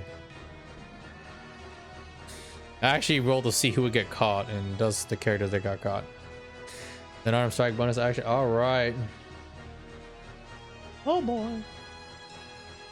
Man, I thought Azura was gonna die. I was like, oh, it's one of those days. All right then. It's happened. So you got a 15 and the 13, and no. And you try to hit with your short. Try to hit with your unarmed strike with your fist. It doesn't pierce it at all. It just seems to ignore you. It does not care. Okay, this one is gonna attack a Kildrum. So let's turn the app. Oh yeah, it gets up using half its move, and it goes to hit you for 19. And it'll hit you for 9 points of damage, half that, 4. Back in Barbarians. Alright, con save. And hopefully you do have it. Wait. Do you get advantage on con saves when you're raging? I see they have sasses that failed. Disadvantage on you. That's a 9. Okay. So Karam, as you freed Azura, I got you safe, and this thing comes and your muscles just tighten. You're now paralyzed. Oh yeah. Like 15 minutes. Well, there's nothing I can say about the hyper. Too bad. Alright, Aaron, it's your turn. What do you want to do? You have 1 HP.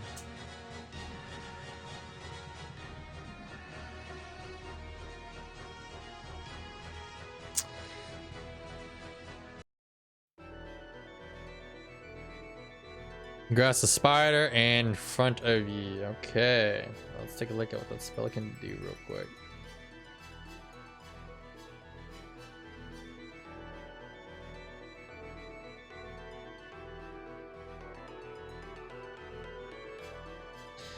Okay, the target must make a strength save though on a fail save. Okay. So your spell DC is...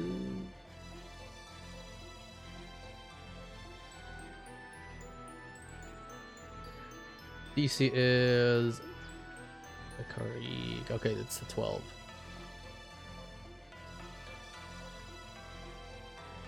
Alright. That's a spell, and it has a +1 to that strength. That'll do 7 damage or more. 12, right? Yeah, your DC is 12. It will only take half damage, and it is not restrained.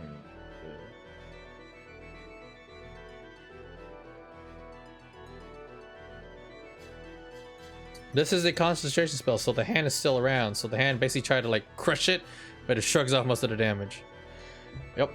So you did about 4 damage.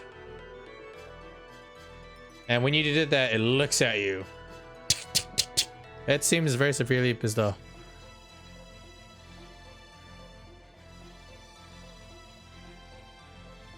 Anything you wish to do?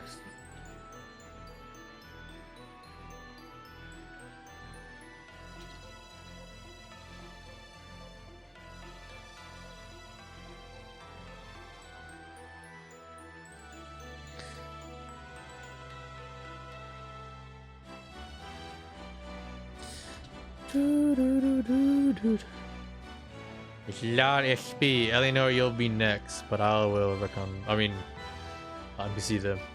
Oh boy, there's gonna be some shit happening. I know those of you who are on the research team are around it, but trust me, there'll be something for you guys. Or not.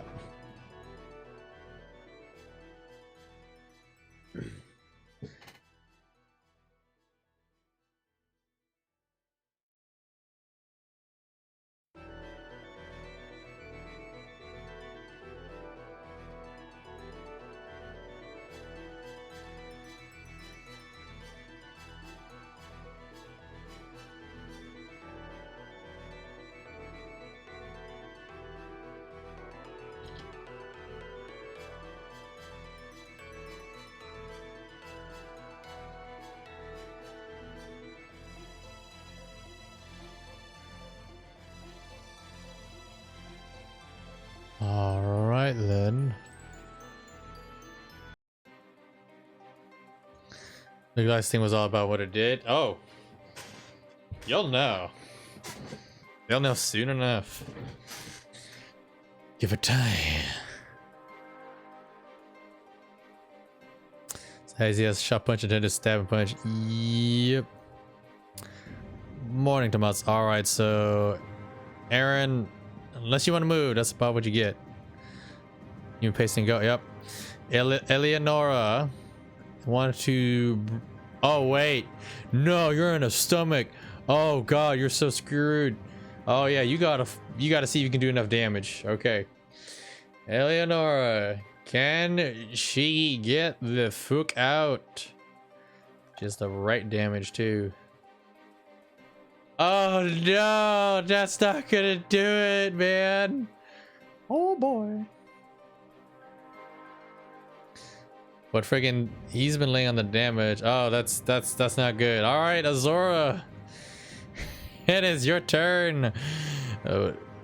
From your position, you can see this one sticking out, and this one sticking really far out.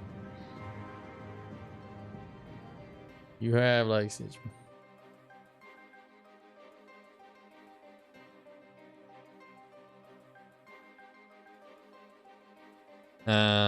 That's automatic bullshit. Sheet is not canon. Well, canon in my campaign, guy. Carve him out. Ooh, oh. Well, Azura, do you really want to select the potion, or do you want to try to save someone? That's up to you. I mean, you did see them get swallowed. And Briar at this moment is all like, ah!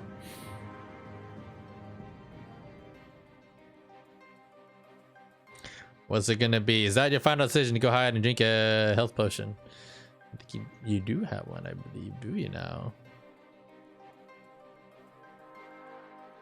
I can't imagine Dame and Pacha holding. Yet you do have one potion. Oh no! What will Courtney do? What will Azora do? That's a very good question. Yeah,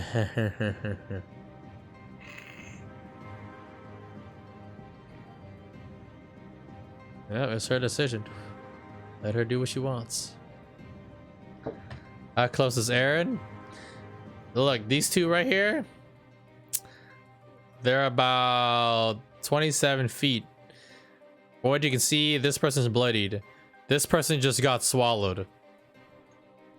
So, Azora, what would Azora do? Help one who's already bleeding out, or one who already got swallowed? And you don't know what the hell's gonna happen. You got swallowed too. It was not a pleasant experience. It was gonna be really bad.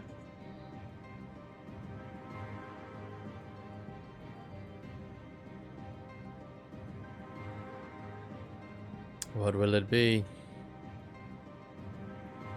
Kellen will be next, and then Kurito, and then Osborne, and Lysia.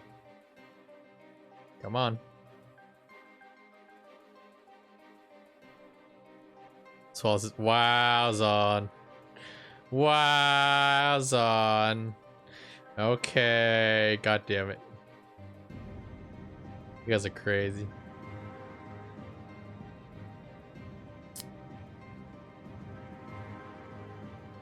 Alright, she hides and selects the potion.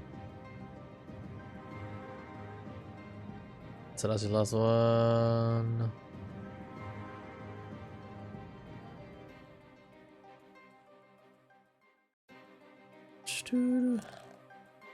You hide and cast Wishbolt. So that's your. Okay, you want to hide? Can you hide and cast Wishbolt? Well, as for hiding. Okay, well, the potion, that's a bonus action. That's fine. But you still have your action. Do you want to just. I mean, you can literally fire right there. They're way out of your reach.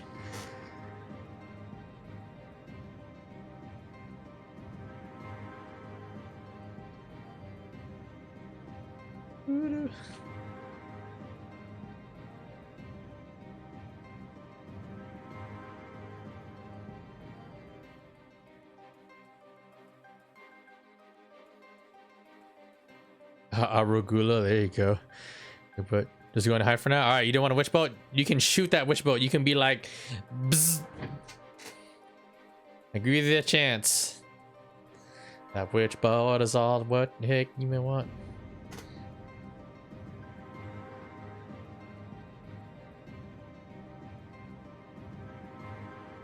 Taste the knowledge.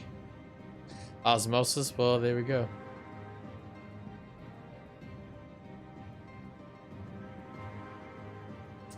Oh, my booty. Like, as for hiding, I mean, they are all aware where you is at. You can just go around here and just shoot. Yeah, I mean, it doesn't really matter.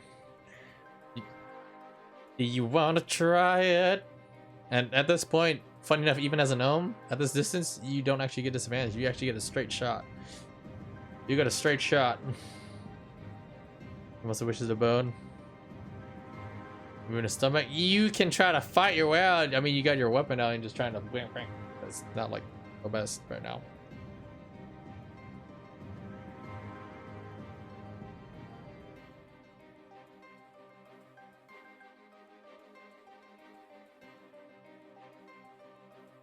You want to witch bolt it? What level would you like to witch bolt? What level would you like to do to fuck this thing up? Tree fading? I think she might cast at the highest level too.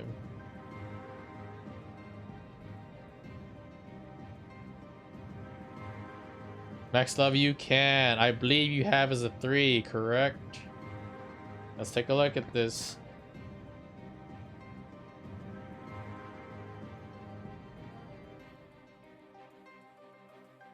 All right, that is your last spell slot. All right, she's doing it, folks. She's doing it.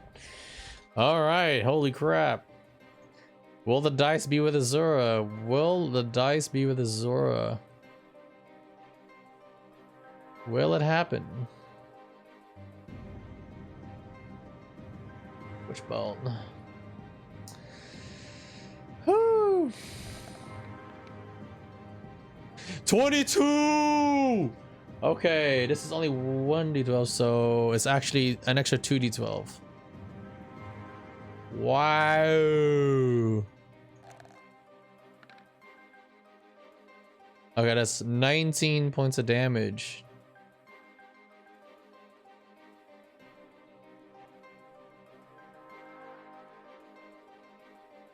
All right, that's 19 points of damage, and that... All right. What happens next is the electric shot, and it throws Eleonora out to the side, and she's gonna have to do a acrobatics check.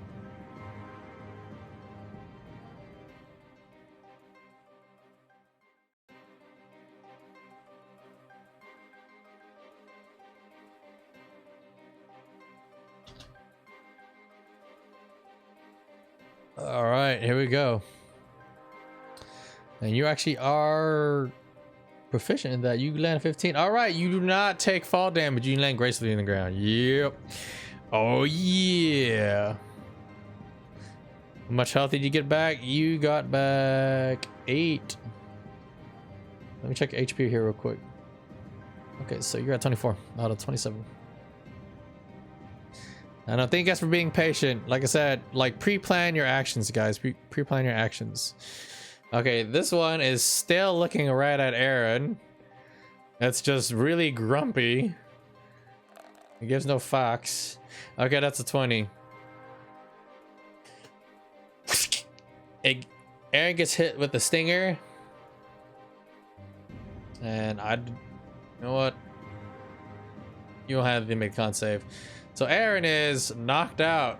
I could just say, you know, negative damage and HP, but Aaron gets a sting arrow right through the justices and lays flat at the ground. Not to do off from the wall, he's still 30 feet in the air. Does it have 30 feet on that fang to attack? It has a, from what you can tell, it has a pretty long ass reach. I mean, you're not in the air, you're literally on a platform. On a cliffside. A little Shamu. Alright. That will end it soon. Alright, Killam, it's your turn, buddy.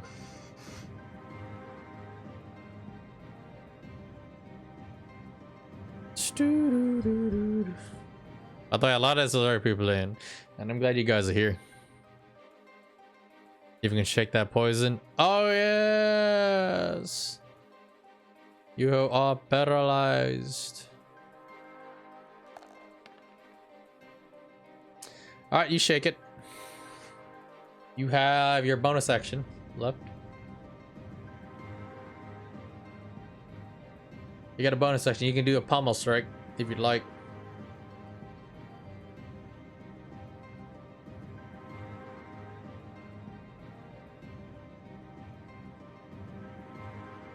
All right, pommel dagger. All right, so Kirito's next. Kirito, do you have your plan moved out, good sir? I thought you guys would swarm and kill these dudes, but the rolls just have been the other way. I thought you guys would just murder them, but apparently not.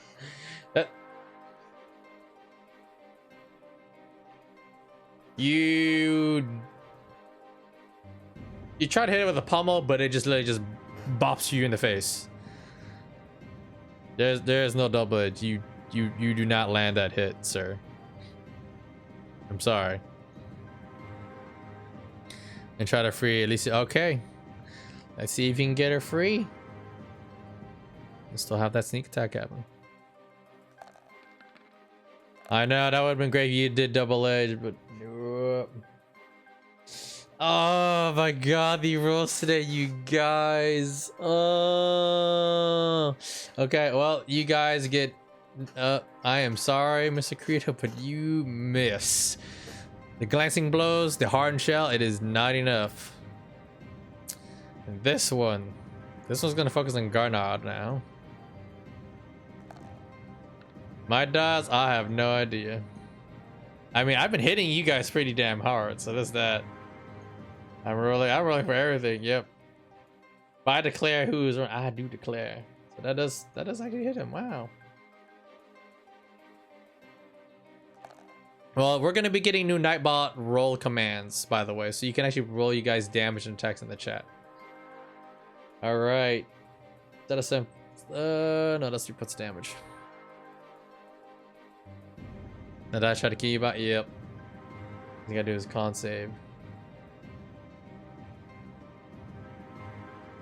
All right, you take it easy, Dizzy. I will play you out. Good luck, man. All right. Nope, he is fucking paralyzed. Wow. Wow. All right, 21. So that's his turn. All right, Osborne. And now let me roll something here real quick because this guy should be on his. All right.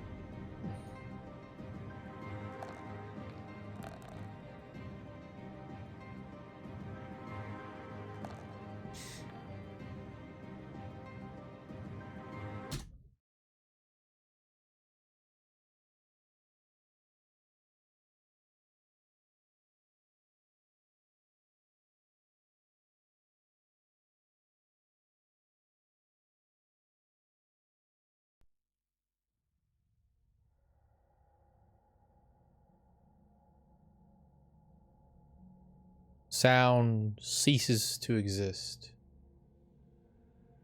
And all the creatures in front of you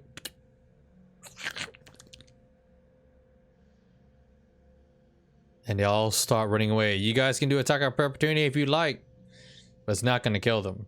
And they all start skittering away one by one.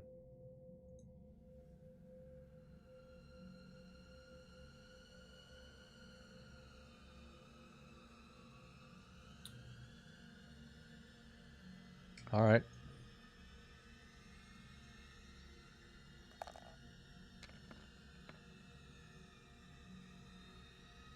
You hit it, Killram, for 9 points of damage, but it's still up. Is there else? You were free, Alicia. You were standing. You were fine. Yeah, they drop all you guys. Like all you guys gotten free. Alicia only got like hit and paralyzed, but didn't get swallowed. Eleonora was the last one to be spat out. You attacked her free, Alicia. You did your attack, Dark Demon, Kirito, but it it in that chit in the armor. So they're all booking it. All these guys, they're all booking it. They all start basically climbing to the surface, like the top, the ceilings of the walls, and they all start booking it.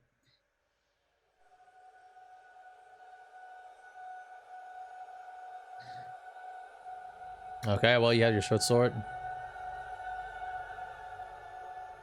So you guys want to get your attacks opportunity? And Kurita as well. You guys get one, everyone gets one. So that's scattering and skittering. Alright, you guys nail them, but they are not dead. Like Skittles, oh god, get out. Alright, so yeah, you can definitely heal Aaron when that time comes. Because he's knocked the fuck out. So here's what happens.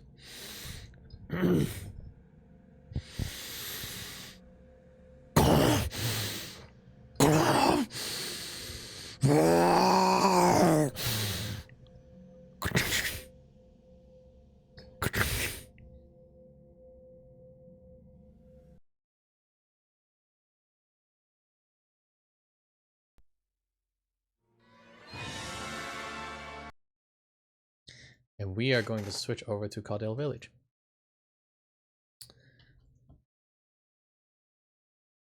And we're gonna leave expedition at team 2 at that point.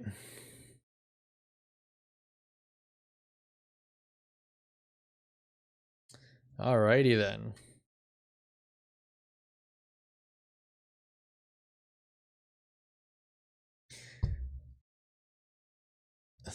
As it pops up. Alright, Sleep Popcorn, you have a good one. You did good.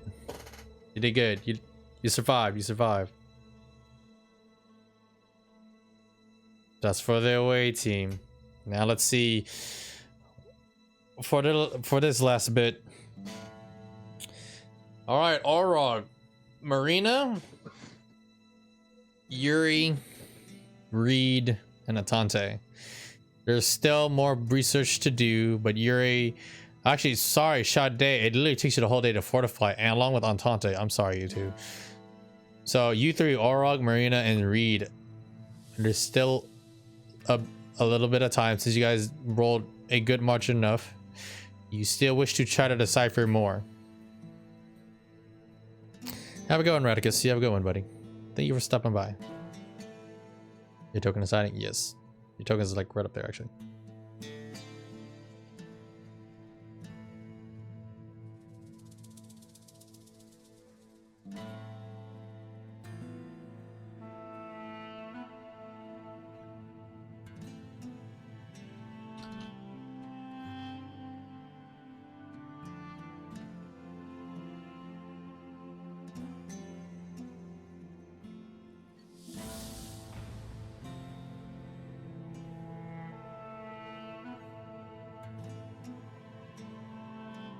All right, so do you guys want to pull out the same method?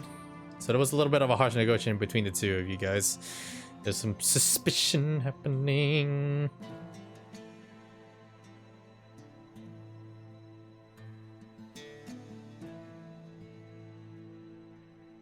The expedition crew, you guys are done for the night, unless you want to stick around to see what's going to happen right here, if they do what I think they're going to do.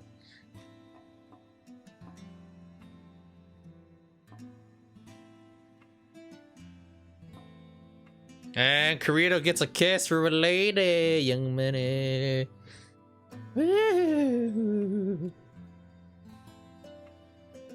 All right, well, we'll do the healing. Well, the only person I think that has any healing spells is Alicia, so she's gonna have to heal Aaron and get him back up.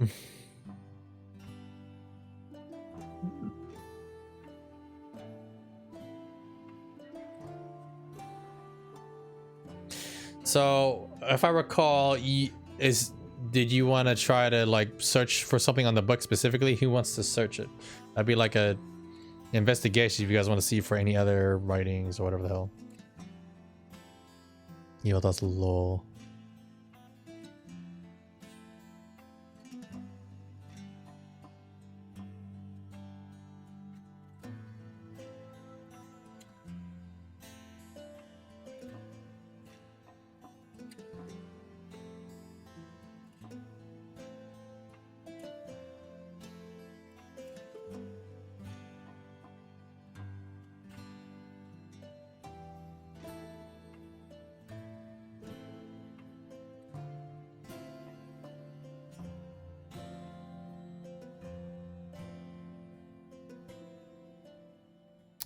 About your dad?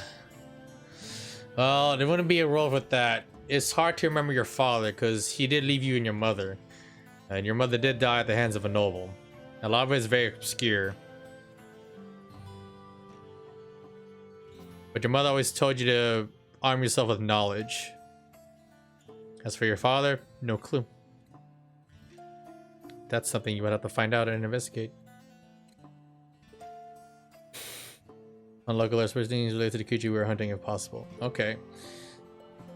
Your team's still open RP, or are we cut off as something gone? You guys can roleplay as much as you want. You can roleplay in here, or here. I am going to do yes. You guys can roleplay in a tabletop area, but let me do a open RP chat. Up, Volvo, can you make a tabletop RP room? You can do that for me, please. But yes, you guys can roleplay. That is perfectly fine.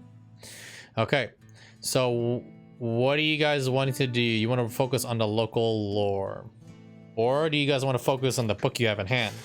I'm gonna need like you guys can do it separately, though. Again, the DCs will be higher, especially with the time you took before. Okay, thank you, Vovo. You guys are loring about. Okay. So if Yuri's still here, Sade and Atande could try to go about to do something. They're nerding about. They're just researching a ton of tomes, especially those in Elven. As I check, I don't think you know Elvish.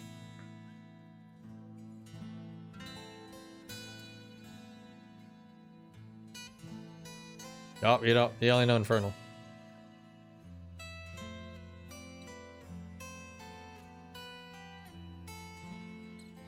Eebish.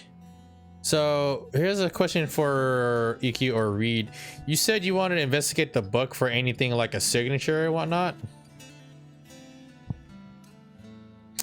Well, there's not that many tomes, to be honest with you. The really big thing is the tome you have in your hand, unless you want to try to find any signature or any other writing. Trying to find a town. All right, so did you want to go check with the nerds or no? I'm asking you this now before whatever they do happens. You made the ledger? Okay, sure. So Marina, did you want to like help him like look over the ledger and examine it? Thanks, Volvo. So if anyone wants to read up what happens, like last session, you guys can do it in an RP room right there too. So we have the tabletop RPG where you guys can do it there, and a RP room.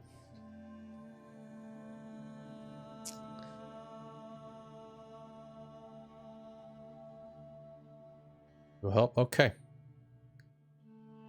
Now you want to see if anything happened in town? All right, sir.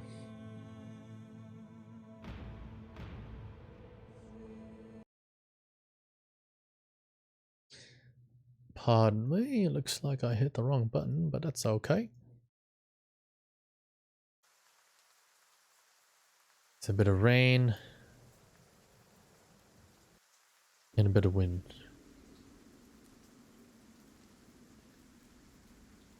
All right, Aura goes to move outside. Okay.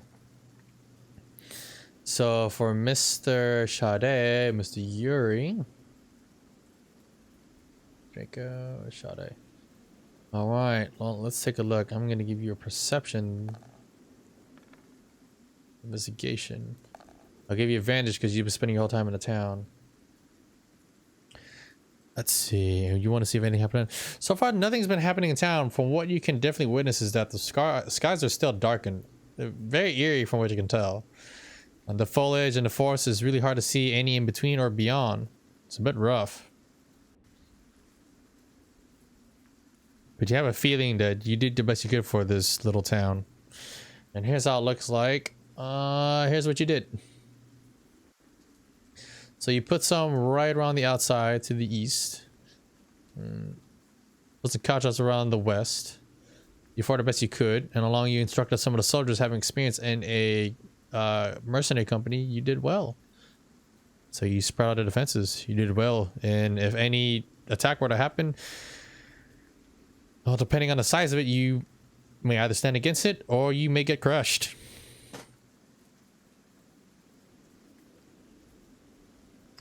Okay. Take a look at the goat. Find this goat very particular. You mean stew? He just looks at you and goes, "Brr." All right. It's a nat 20 hot goat, by the way. I'm not joking either. I rolled that shit. All right. You get advantage and you will get the guidance. Okay. Ooh.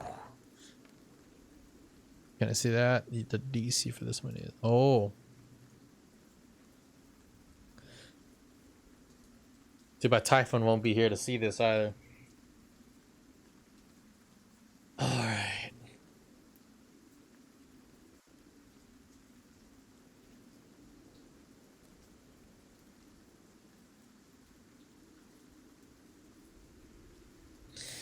So as you two investigate the book, you found out there's like a little bit of an alcove. You see several different crystals sinewed into it. You touch them, they seem quite normal. It seems like some sort of gift. As you slide out the book, there is no name for what you can tell. This item almost looks like a key, except it's just a flat little leather strap with several different crystals. And as you lift it out, each one is just blue. But then they start turning red. They start blinking on.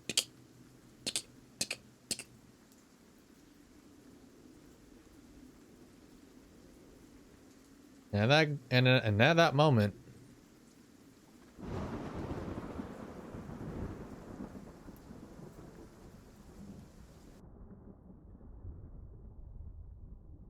storm seemed to quell for just good between the two of you.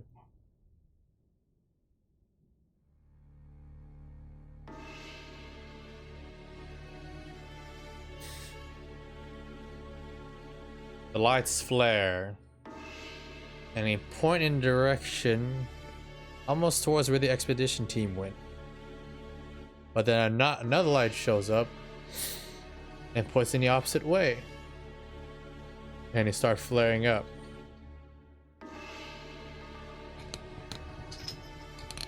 And you start hearing these odd erratic noises. You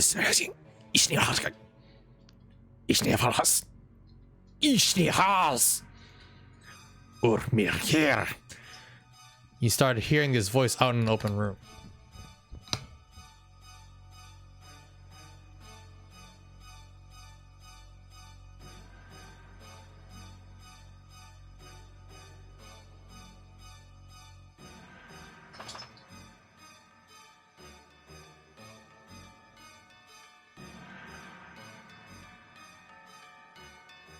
It's coming from the crystals.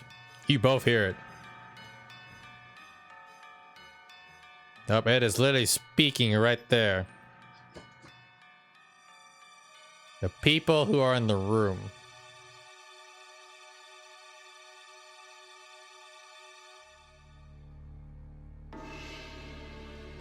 Who here speaks Abyssal?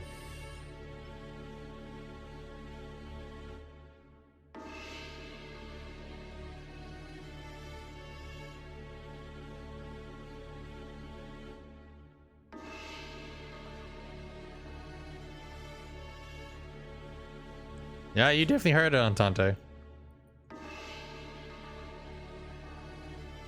Okay, then. The voice doesn't speak anymore.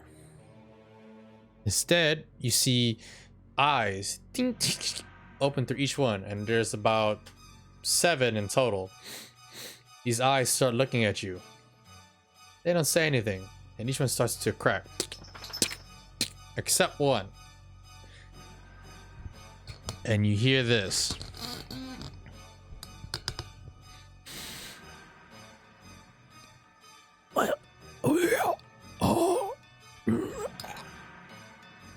We are Lucian.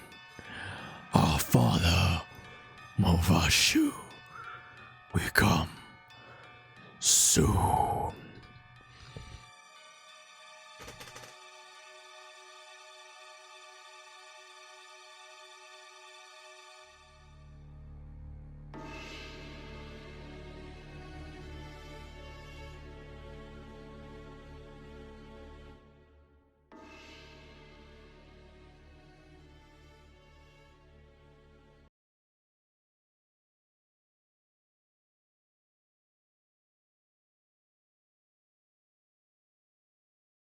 The last crystal cracks. They're all devoid of life or any magical essence, from what you can tell. And time it goes to get a drink. Let's get reality.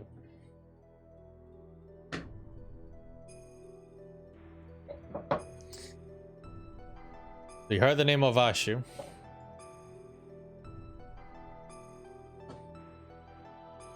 And that's a father. Okay. Would you two like to spread your tasks? You can do arcane, a history, or religion. You can have your choice out of those three if you're proficient. So let's go to Marina and Reed.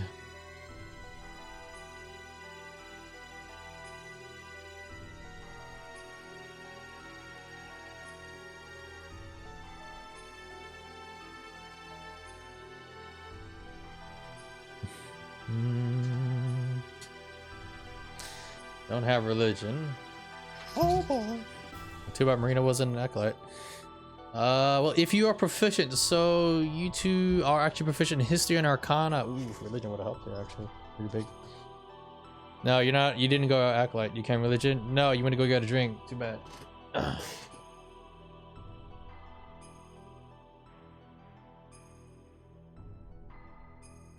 You said you want to go get a drink. I don't think that's gonna work, man. Doesn't slide by me one bit. You know what? I'll let it slide. I'll let it slide. I am merciful. You say you didn't really leave? Kadunka. Well, very well then.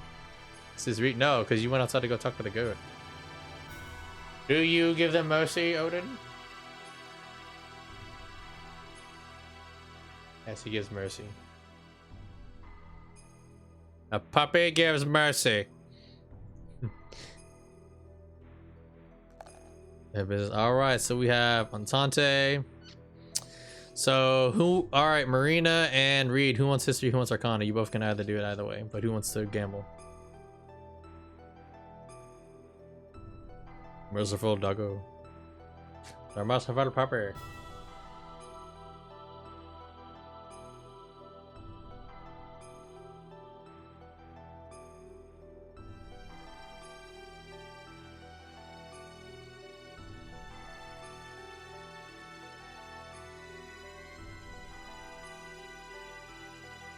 Well, what will be your choice? You want arcana? And you will get history.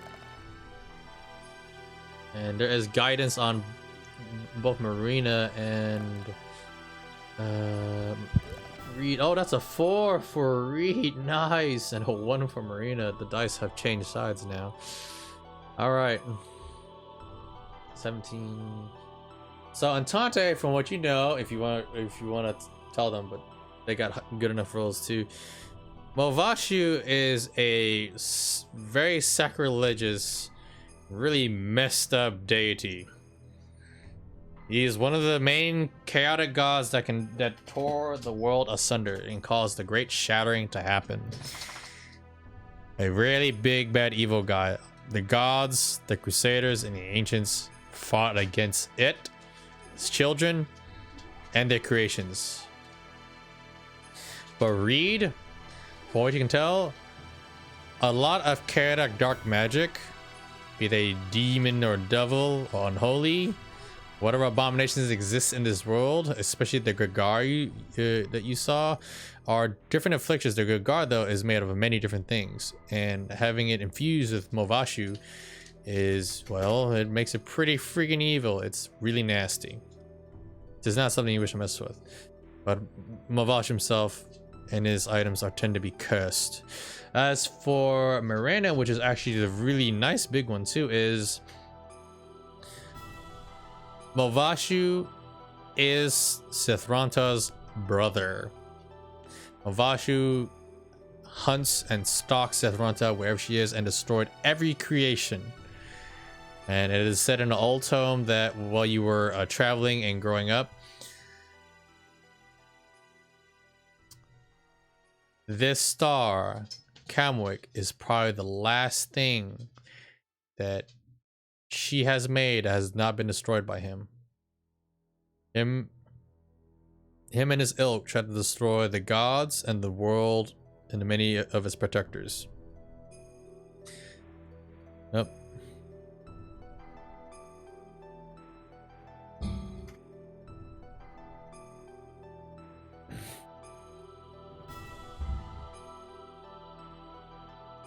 Yep.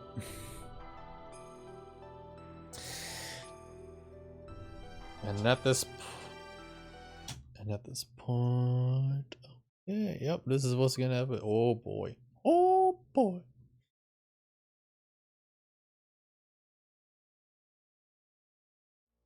In the great dark, something watches and starts spilling itself across the land.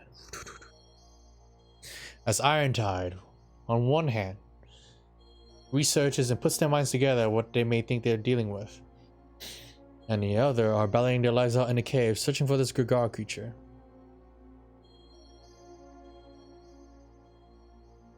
And also, one word comes to mind for all three of you. During these shatterings, and the creations of many worlds and its sunderings between the two, the Great Father is the one that started everything. That is known as the Great Father, yet has no name. Within the dark, unseen machinations. What is there to know about Littlefoot? What did Grugrim, Killerm's father, actually do? Who does he know? And Orog? All he knew was that a noble killed his mother and he ran away, and he doesn't even know anything about his father. He's a bastard of somebody, but who? And there's more to be known about Gareth Ironsky and Ryden Nublin. Yet for Reed, he does his best with the investigation as much as possible with the great mind and buxom Lady Marina. Irontide has grown stronger, yet now they feel maybe hardened or hopeless. What did Grugrim do? I have no idea. And that will be where we leave off tonight's session. So, I really enjoyed everyone's RP and your etiquette and you guys' respect and you guys using the ping and the signups. You guys have been awesomely great. Pat on the back for each other. Bravo, guys. I appreciate it. You guys did awesome. All right, now I'm going to hand out XP. So we're going to go down the line here, okay? And